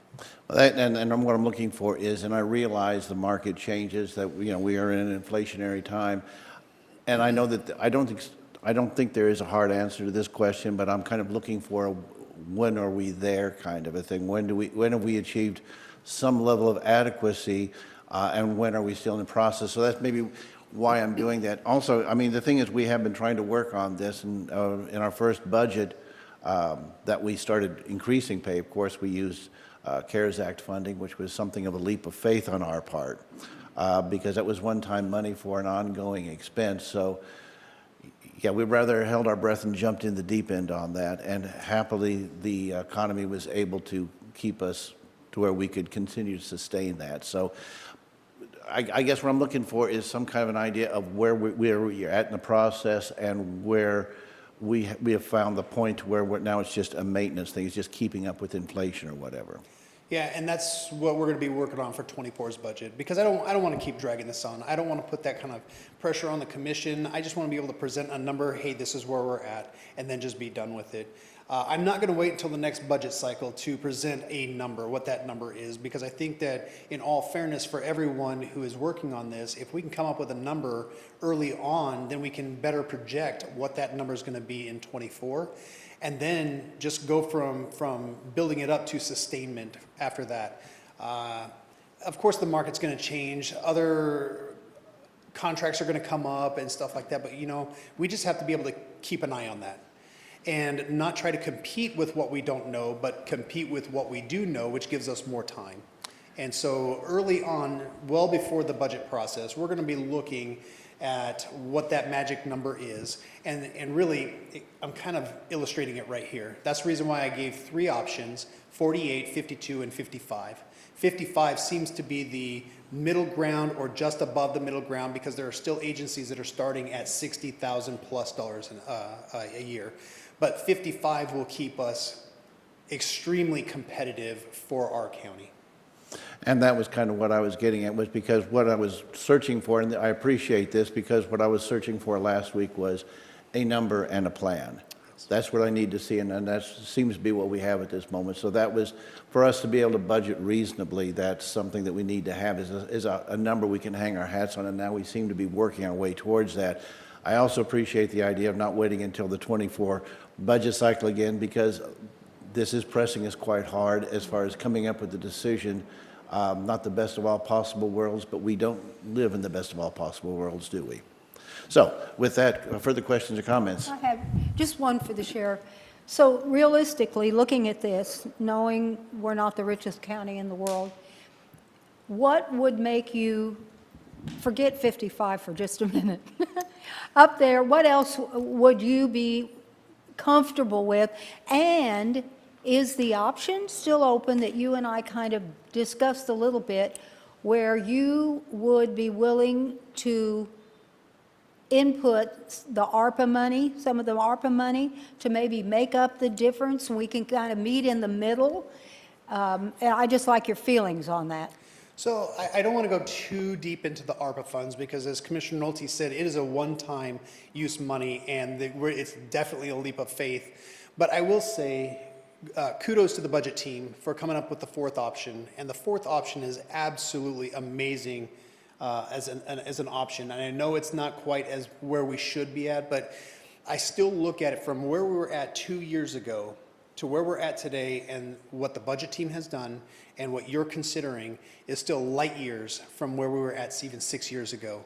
You know, even I want to say, well, actually about 8 years ago, we were still getting the deputy supplemental fund, because we were so underpaid at the state level that they were kind of just saying, hey, here's an extra $1 to make up for the difference. We are no longer there. And so I look at it over a span of, well, let's just say 10 years, because that's how long I've been here. We are now light years ahead of where we were. And I think, to Commissioner Nolte's point, we will have a magic number well before the budget cycle starts, and we're going to have a plan going to it. So if that's something that wants to be discussed with the budget team, the county administrator, I'm more than open to the idea to entertain it. But I will say the $50,000 mark is more than reasonable, exceptionally reasonable. Commissioner Wagner? Thank you. The presiding commissioner's earlier question prompts this one, because you know, and you've alluded to this, Sheriff, about, you know, we make a decision, everybody else makes their decisions, and we react, and they react to us. And to me, there are a number of factors, whether it is competition over over really a small pool of individuals who may come in there are the inflationary adjustments that have to be made, and then there's the issue of time as far as, you know, how fast do you get to a particular number? And depending on how fast you get to a number, and we'll use your 55, there's also the piece of where is it that we want to be as far as that market is concerned? Are we the highest, the lowest? And I think we've expressed, and you've expressed, get us somewhere in the middle of that. So I guess as you talk about, I'm going to get to a number, I guess there's also a part of me that says, well, that's great, but how fast do I get to that number? And then what do I do if there's other competitors that are doing other things? And that, to me, it feels like that's part of why we have been brought to this discussion, is because of that competition. So how do you look at time when you come to that number, and how should we be looking at time as far as how fast do we have to get to whatever number you imagine? Well, no, there'll be method to your madness. It's not magic.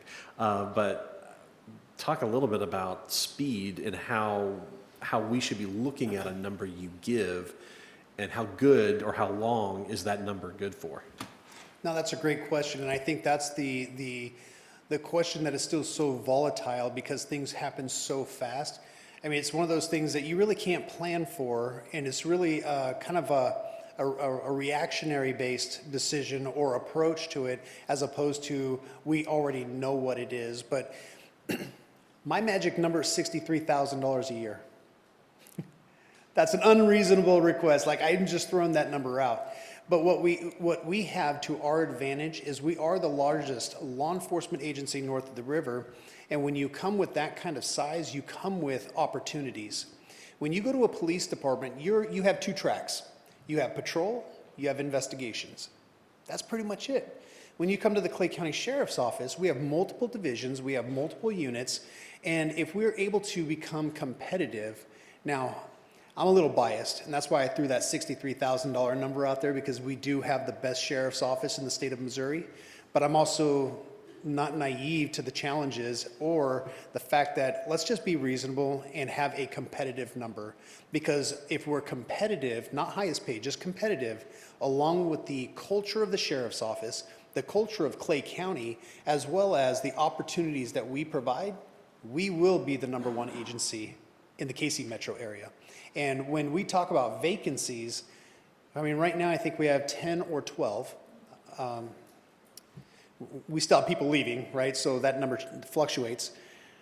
But with this, our vacancies could potentially be 0. Because in addition to what we're doing, what we're talking here with this discussion, I'm also implementing other internal practices and processes in order to reduce the amount of vacancies that we have in our organization. And then we can get to that sustainment process a lot faster and a lot smoother. Well, I'll just say I appreciate you throwing that number out. I knew you had one, but as I've at least talked about individually, and just talking about this with Diana earlier today, I'm a big believer in 5-year financial planning. And if there's a number, then you've got to plan how you're going to get to that number. And in my opinion, as you look at the budget, or even a particular department, it is not just what does the expense line look like to get you there, but what is the revenue line that gets you there, which sometimes becomes a harder conversation to have. So I'll just leave it at that. I do appreciate your candor in throwing that out, and your candor regarding the answer that you gave to my colleague. And I look forward to further conversation. Thank you very much. Just to follow up on what Commissioner Wagner had said, we are embarking on a little bit different way we approach budget, and that is looking more from year to year, but actually trying to look at 5 years out, so that those kind of numbers help us to actually plan, whether we call them phases or whatever. We are, I think, doing a very positive thing, and that is trying to go more than just year to year, but actually have some kind of long-term plan for the county in general. And I would say, just to add to that, I think I know where you're going now. Let's just say, hypothetically, 55,000 is the magic number for next year. If we have a 5-year plan, Years 2 through 5 will just be sustainment, and that would be basically a cost of living at that point, and that's whatever you decide.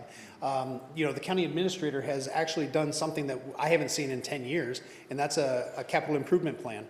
You know, so we are already well on our way to have a 5-year plan, and I'm sure she's working on a tremendous amount of other things too. But I think if we can get to that 55 next year, then really it's just sustainment, and that 5-year plan is just a cost of living if that's something that we can afford to our county employees. Commissioner Carpenter. Thank you, Commissioner. Thank you, Sheriff, for coming out tonight. First of all, I want to do everything we can to get your officers a pay increase. I'm a big believer. We live in a country in which the gap between high earners and folks with a lot of wealth and the rest of us is an ever-expanding reality.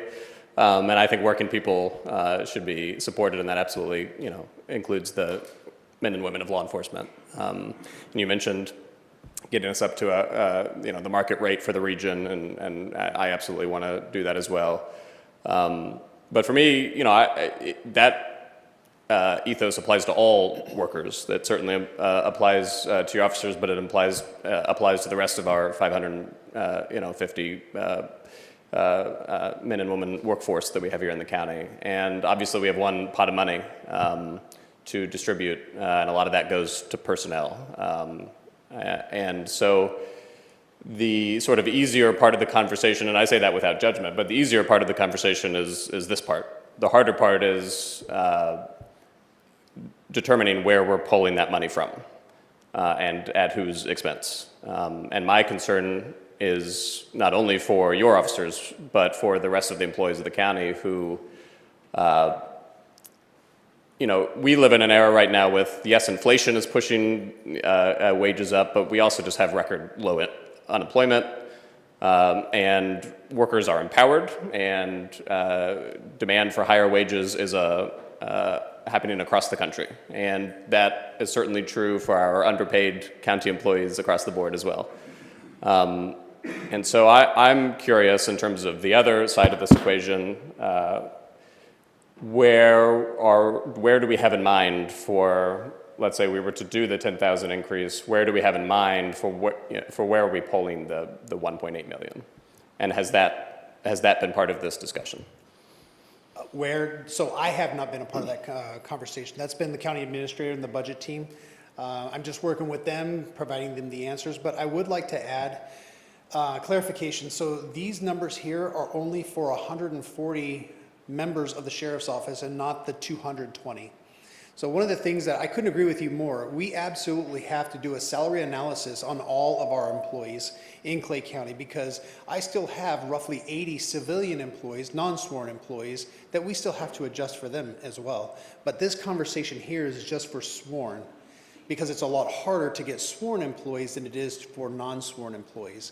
Now, we can do everything that we can to bring them in as non-sworn, and through time we can send them to the academy and then come out as a sworn deputy, but it just takes a lot longer.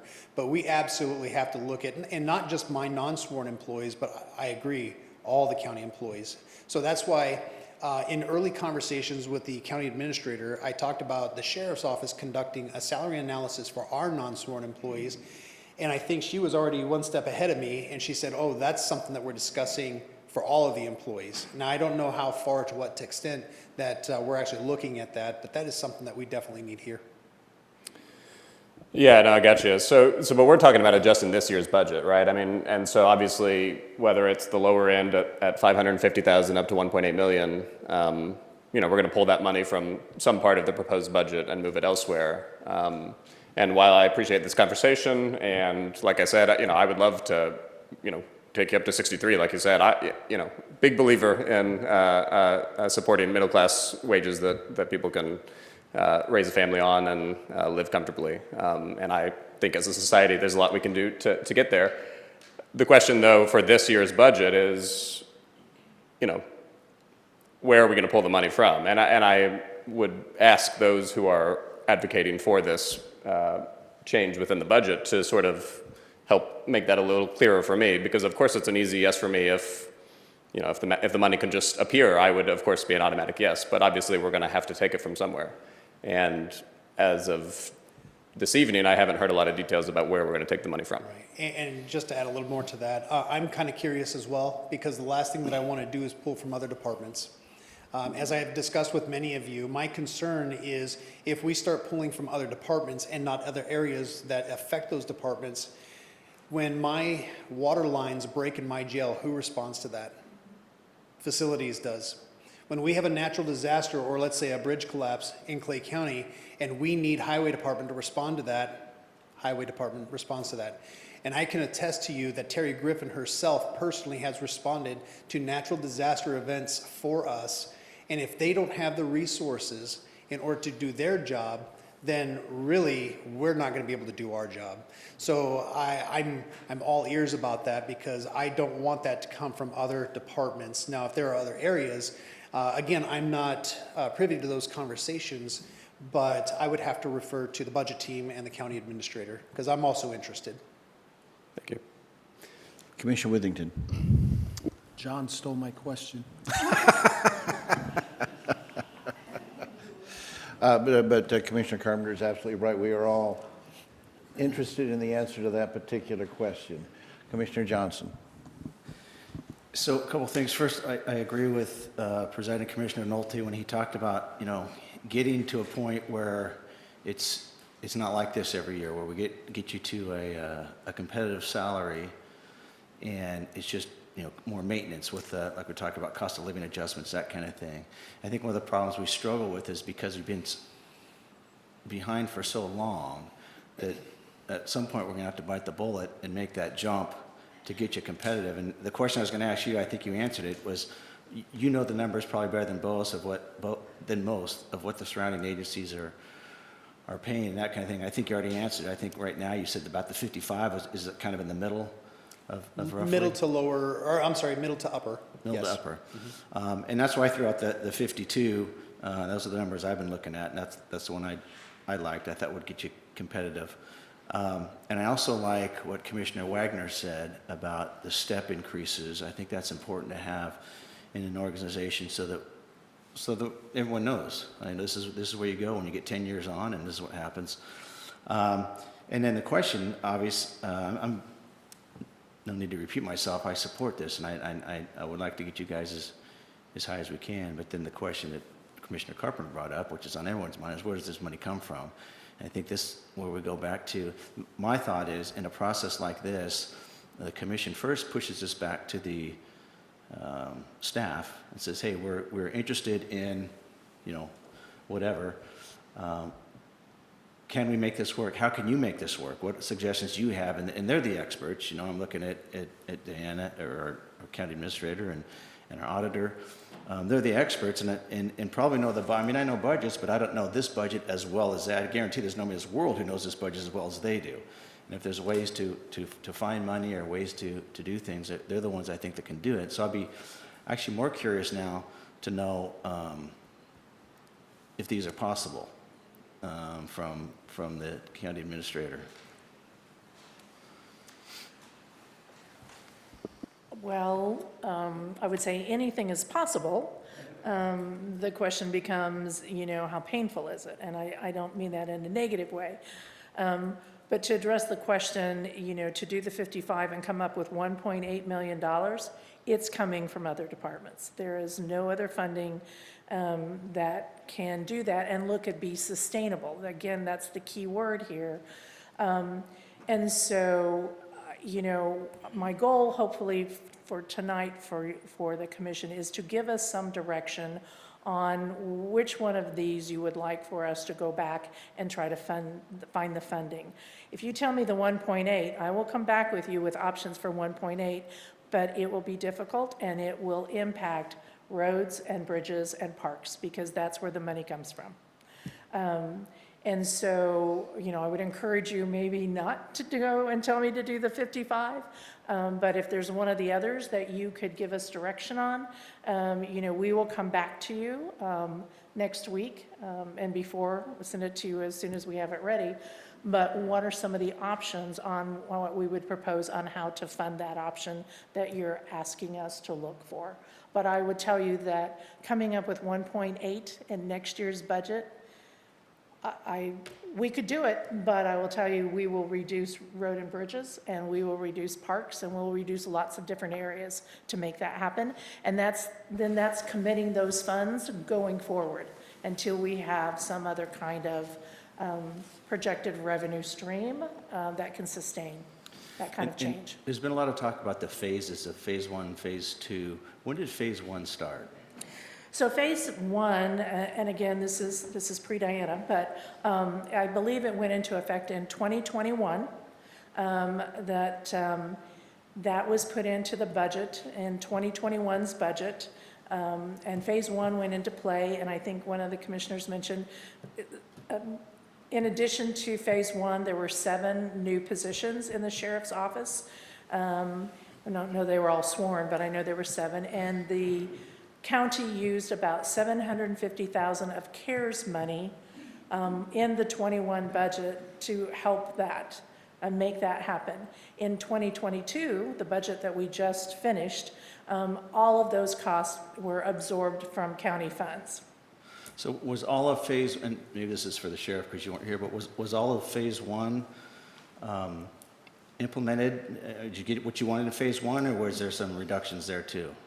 Just to add clarification, the total amount came with no phases. But because the different areas where the county had to find money, the budget team to find the money, they came up with the $1 million marker, and then money to bring over those 7 positions. Now in 22, that's what the county administrator was talking about. We had to make that, we had to right side that. And we had to take the CARES money, account for that, for the sustainability part of it. And that's why in 22, there was no phase 2. Just the cost of living, yes. So now 23, we're talking about phase 2. But as I mentioned earlier, I mean, even with the different phases and what we did 2 years ago, we're already falling farther and farther behind. And that's why I'm really cautious in using the phase term. And I will just get you a number, and if we can't reach that in 24, then perhaps in the 5-year plan, that can be the 25 number. And then the next 3 years are just sustainability for cost of living. So I kind of want to get away from the phases, but the 45, that would be the completion of the phase 2 as presented in 21. Yeah. Okay, so Diana, the 50,000 magic that you came up with, that is a doable figure? Yes, I believe it is. Now, Okay. I say that with a caveat. All right. If you were to ask me right now tonight, I would tell you 48. I can solve that very quickly, right? The 50, I want to have some discussion with you all about how we might fund going to 50, because again, eyes wide open, I think you need to understand what we would be proposing. Now, but that was one, the 50 was your just additional option. That's correct. Okay, That was okay. additional. That really wasn't from the sheriff, but when we looked at what had been proposed in that last week's meeting, I think 52 was talked about, but it hadn't been run, and so $1 million was sort of a number that was coming around. Right. So when we ran the numbers for 52,000, we saw that it was almost 1.3 million. So, and if you look, for every about $2,000 that we increase the starting, it increases the total cost by about $400,000. Okay, then Sheriff, I have a question for you. So were we to be able to do that, as Diana's talking about, would that be a satisfactory solution now in your mind? Absolutely. Okay. At least we know something to work for. I think that helps. And then the a lot. plan will be forthcoming for 24. Yeah, I want to make sure the guys get what they got coming to them in a good way. And I think that they work so darn hard, and they're in harm's way all the time. I'm 1,000% behind them. I just don't want to hurt another department, but I know you've got to have more than you're getting. So it will, if possibly, we can kind of look at that. Diana can do her magic, and along with our auditor, we'll see what we can come up with. Huh? Commissioner Wagner. Thank you very much, and I appreciate our colleagues' comments about getting to a number. I may answer the question that the county administrator posed in a way she will not like, in the sense that I'm not going to give you a number, but I'm going to ask you to look, because I feel like there's the issue of whatever we come up with becomes the new baseline for next year. We have the possibility of recession. We don't know what that's going to be. And then, as we've talked about even last week, the issue of reserves and carryover and how that is not the best way to budget. So just a few things that seem to me to be worth, at least as far as rocks are concerned and looking under those rocks. One is on the revenue side related to what has been going to TIF, knowing, and I'm most knowledgeable of the Shoal Creek TIF because I worked with that for years, and knowing that some of those phases are now coming out, does that present an opportunity for revenue enhancement that may be helpful here? The issue of vacancies and how we deal with those, because this is all really a function of time, right? You pass a budget and everything is not just immediately available to you because you're expecting revenues and expenses down the road. So treatment of vacancies could create some opportunities.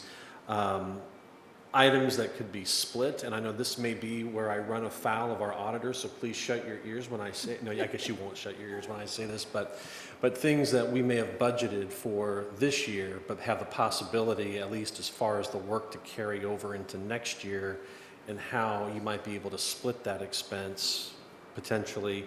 And then finally, and it was alluded to earlier, again, that function of time of do you, if we were to do a raise of some kind, does that mean we have to do it as of, or retroactively to January 1, for example, or do you put that raise into effect in June or July or September, whatever month you want, in order to effectuate that sort of raise? So I guess my request is, whether it's these items or others, because, you know, you pointed out that you had the FTEs and I had to go look to see that. So I realize I have probably not mastered this whole thing, but I do wonder if by looking at those processes or those line items, is that a better way to get to what that number can be from a sustainability standpoint?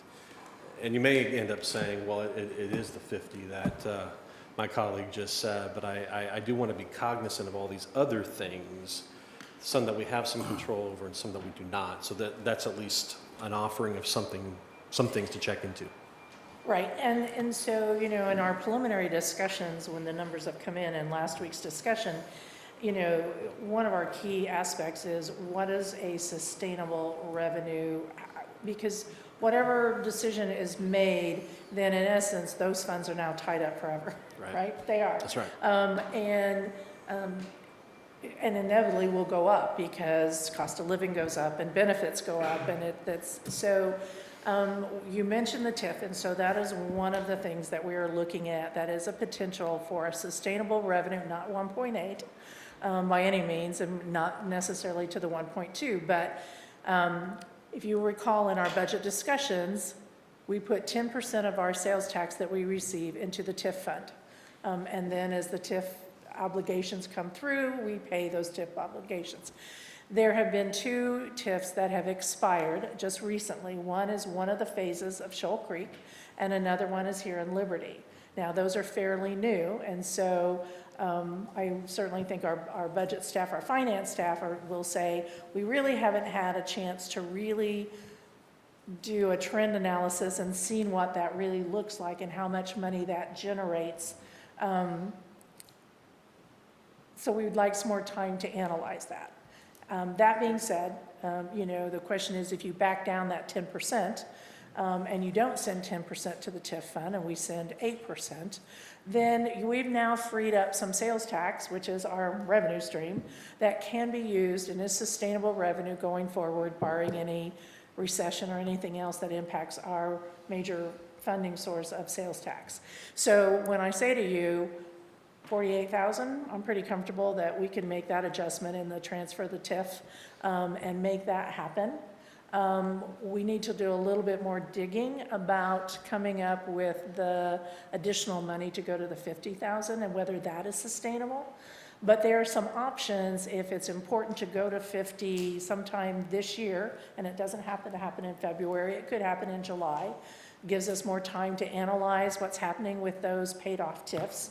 Also lets us get a better feel what's happening with the recession, if that's occurring. And I think as the sheriff mentioned, you know, we could sit back and talk about the Law Enforcement Resource Center that's getting lost revenue of ARPA. Do we use some of those funds to shore this up for a couple of years and see? So there's some options there that I think we could come up with. But again, I think, again, even with all those things coming into play, and, you know, I've certainly budgeted in my prior world of vacancy savings.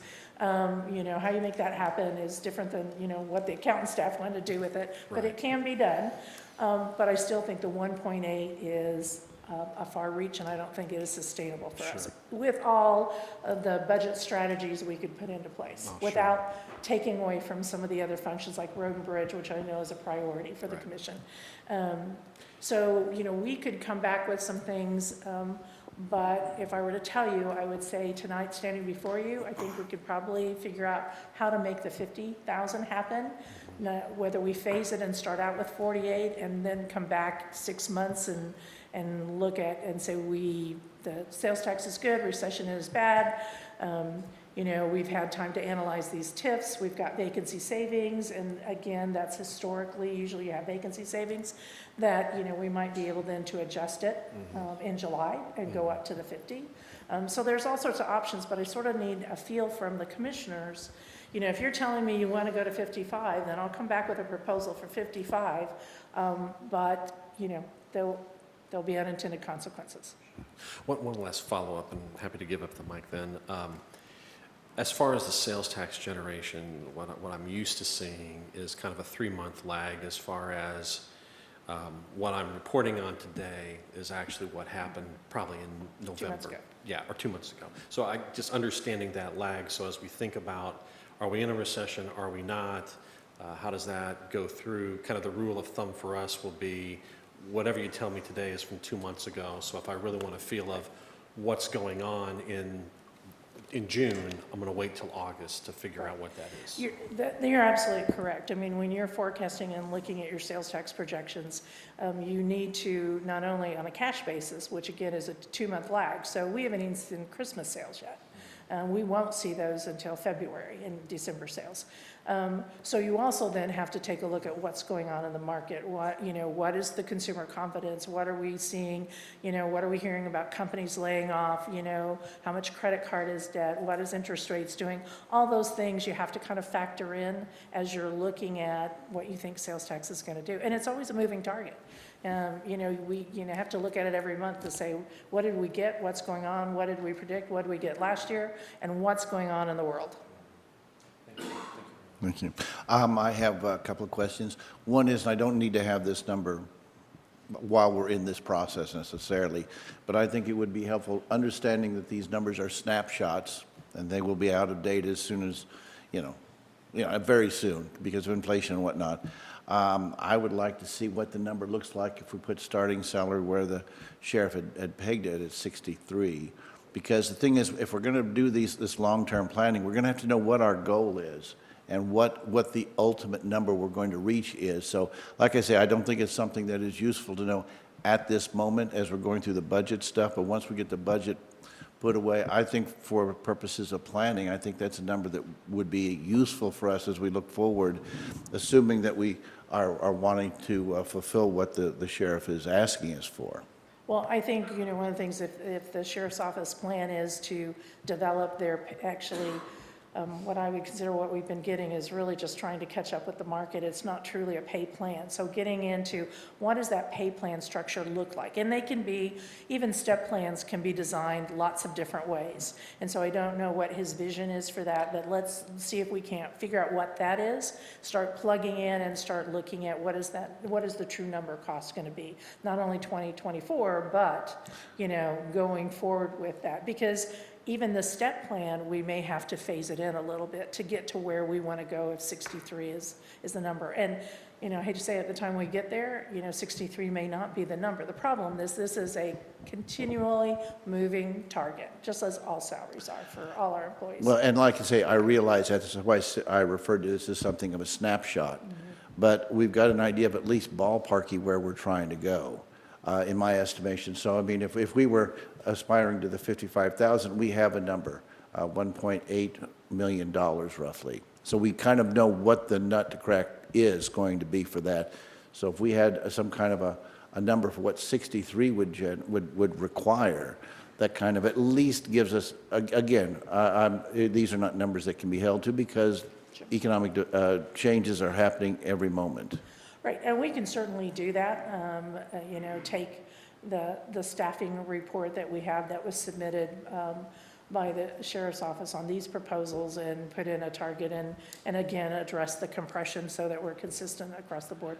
And we can come up with a number. Again, that's going to vary because, several years depends on how many, deputies we have, the more staff you add. So, but we can certainly do that. I think for purposes of planning, as we're looking at planning multiple years down the road, that gives us an idea, that sets a goal of where we would want to be, assuming that we all agree that that is the number, whatever that number's being. The other question I have is for the sheriff. This is for sworn officers only? Only, correct. So will you be coming, at what point will you be coming to us with a pay plan for the other employees that you have?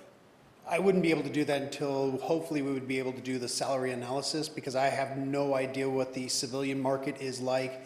Right now I've had our human resources look at all job descriptions of our civilian employees or non-sworn staff to find out if it's accurate to the job duties that they're performing. And then somebody who actually does salary analyses come in and take a look at what it is because I don't even know where to begin. Well, the reason I ask that obviously is because, you are responsible for both sides of the house, so to speak. And I'm trying to get a handle on what sort of numbers we're looking at going down the road. So, I mean, it's hard for us to plan very far out unless we start getting some at least estimates on what it is that we're going to have to fund so that we can understand how it is that we cover that additional expense. I agree. I think for the sworn members of the Sheriff's Office, it's a lot easier because that information is out there. Every law enforcement agency is constantly looking at their salary scales. Civilian employees, it's a very different process. And, we'll have to have a conversation between myself and the county administrator to see what it looks like in the salary analysis for our non-sworn employees, but also for the county employees. When we get there, then we would be able to provide additional information. But I also want everyone to keep in mind that with the proposed salary restructure, or the quote-unquote phase 2, it includes a 10% increase for all of my non-sworn clerical staff, but then now I put myself on the spot. I think it's like a $10,000 increase roughly for our detention officers. Now, detention officers, it's a very unique position because even though they're not sworn, they're basically doing the same duties and responsibilities of a sworn deputy. They're just not, they haven't gone to the academy yet. So they're in just as much in danger working with the inmates. I mean, they're responsible for the safety and security of all the inmates as well as all of our staff. So we categorize them differently, but we absolutely need to do the salary analysis to make sure that really to how to proceed. But once we are able to get those numbers, it would be a matter of a couple weeks to put a plan together and present it to the commission. And I'm trying to look at what the whole, the whole need that you have would be so that we can start addressing that. And it's hard to address it without, obviously you can't do a pinpointed number, but certainly to where we have some broad idea of what we're going to need to be accomplishing. Further questions or comments? Commissioner Johnson. I mentioned before, I don't want to beat a dead horse, but when we look for revenue sources, I think it's important to continue to look at, I had a conversation with our auditor the other day about this, but our revenue projections were done a couple months ago. How do they look now? I think we got January numbers in, which are technically, November, something like that. Use tax is another one that I think we may be seeing some changes there over the next while. And another thing to keep in mind is that we have, in most municipalities, when they enter into contracts with their employees, whether it's law enforcement or not, it's usually a 3 to 5 year contract where they're getting raises over the next 3 to 5 years, and they have no idea what their numbers are going to be, in 3 to 5 years as far as revenue.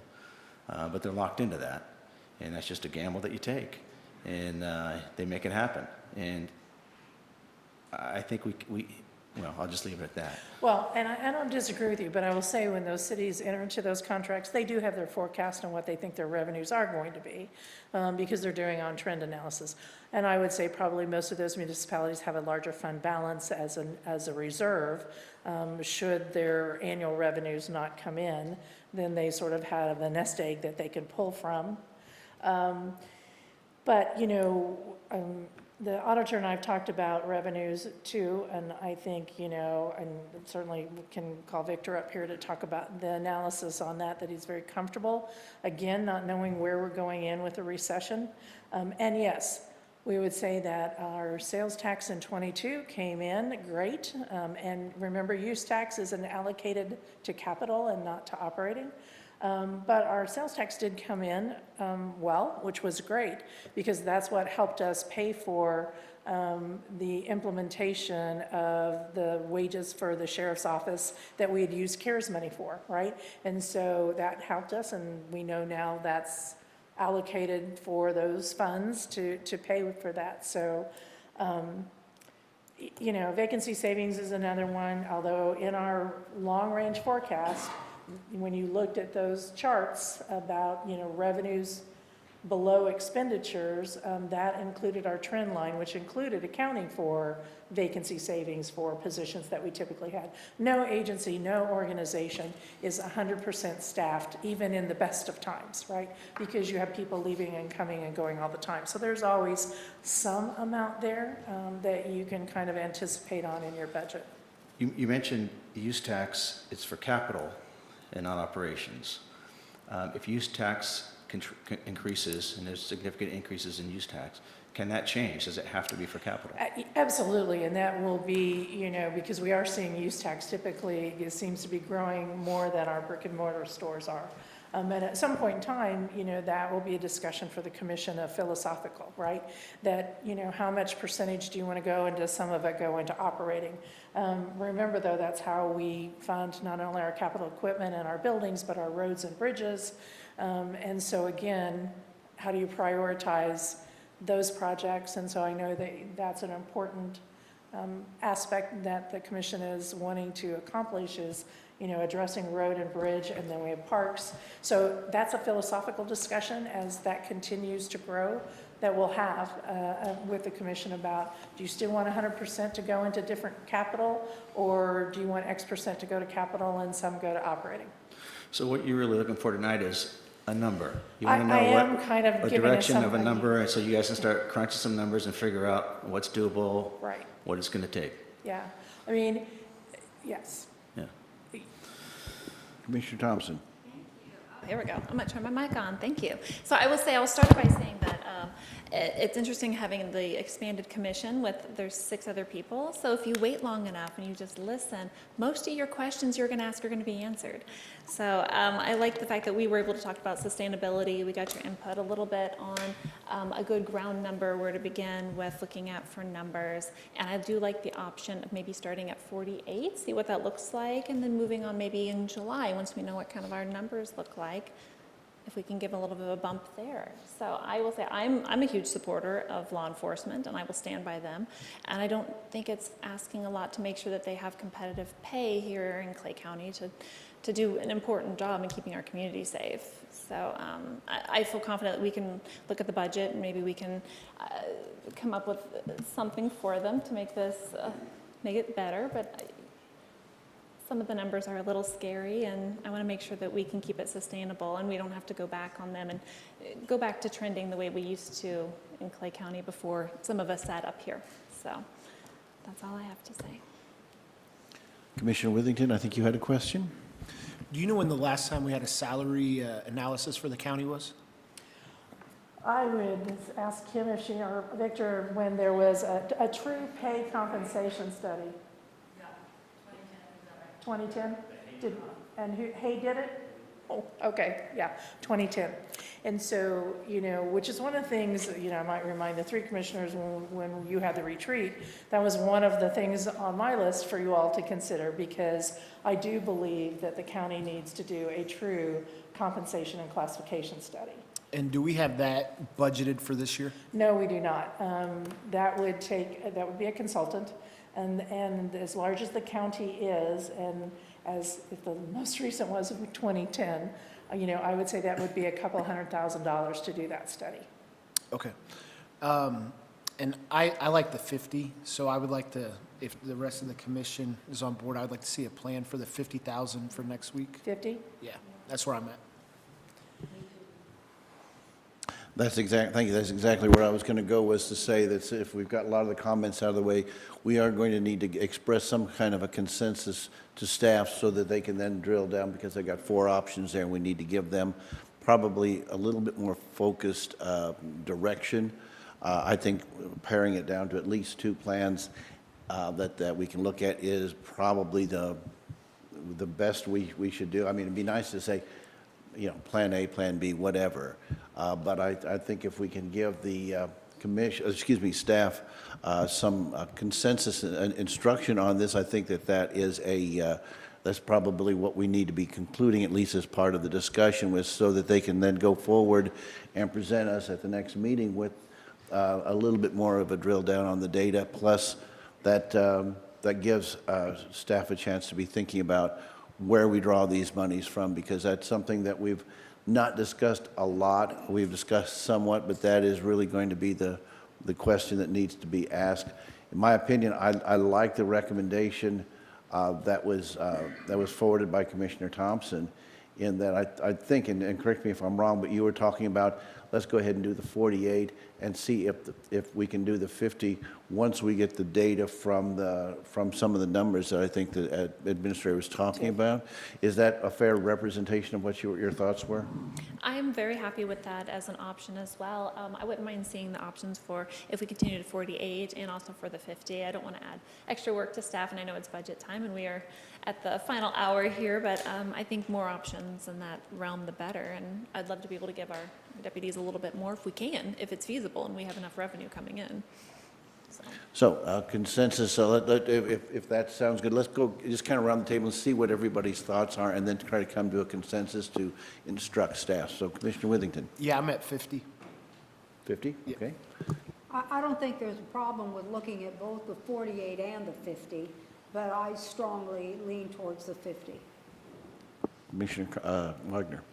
Well, I would say 48 and 50. I do just want to bear in mind too, you know, you don't give yourself the option of doing it all at once or splitting it. Yeah, right. And I think what I'll come back with you is, here's how we would fund 48. That's, I think, very easy that we can make that happen. Here are the options of going to 50, and you know, does it happen at once, or maybe based on our finances, we would recommend that's a July 1 or something, but we will come back with you with options for 50 and 40. Oh, we'll tell you how we'll do 48, and we'll look at options for 50. Commissioner Carpenter, Yeah, your no, thoughts? thank you. I think that makes total sense, having the numbers on both 48 and 50, because, you know, again, higher the better, of course, but the decision here is where are we making cuts and how big are those cuts, and you know, how are other personnel affected by it. And so having information on both options, I think, makes a lot of sense. Commissioner Johnson. I was hoping for the 63. I'm just kidding. Okay, can I just ask Will if I could have a private cell, since I'll be in the basement printing money, to make that happen for us? But Get a good yes, bake- we'd all like to be there at 63. Get a good bake for sale that. going. We can make it happen. Yeah, bake sale. The, Yeah, the GoFundMe page. I'm worried about the 48. I think that doesn't do enough, just because we're in a problem now, and I don't want us to continue to be it's going to hurt to fix this problem, I think, but we need to fix the problem, whether we do it in a year or 2 years. It needs to be done. I think we need to get a good chunk of it right now. My number's been 52. I really like the 52 one. If I'm the only one at 52, then I guess that's not going to fly. But I like 52, but I'm guessing because staff put 50 up there, I'm guessing 50 is probably doable. So if I got to compromise at 50, I can live with 50, grudgingly.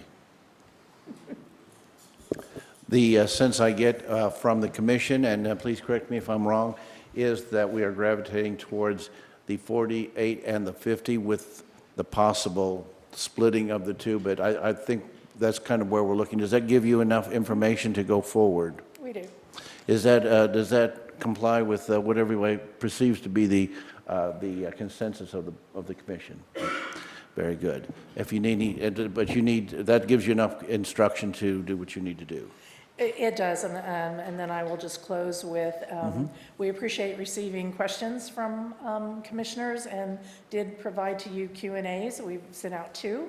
Again, I encourage you, if you have additional questions, please, again, forward them to staff, and we will continue to send out Q&As for everybody because we certainly want your questions answered as we progress and get closer to, a final budget for adoption. I don't have any desire to cut off anybody's conversation about any other part of the budget. However, given the lateness of the hour, if someone has something that they really want to say, certainly we want to give them that opportunity, but I would encourage commissioners to forward additional questions to the administrator, and then they can be disseminated to all members of the commission. Does anybody have anything they'd like to add, or just a summation of what we've done? Commissioner Wagner. No, I will have no more questions in writing. I believe I gave you 24. So my comment is thank you. It was a dissertation we sent you. Well, I appreciated it, and I also appreciated at which the speed that staff answered my questions, and I just want to publicly say that because it's a lot to go through, and I recognize that, but those answers were extremely helpful to me, so thank you to everyone for that. With that, that will conclude, unless there's any other comments, that will conclude our discussion. That brings us to county administrator comments. Administrator? Yes, just a couple of items. The first is the next commission meeting will be a work session next Wednesday, January the 18th at 3 o'clock here in the chambers.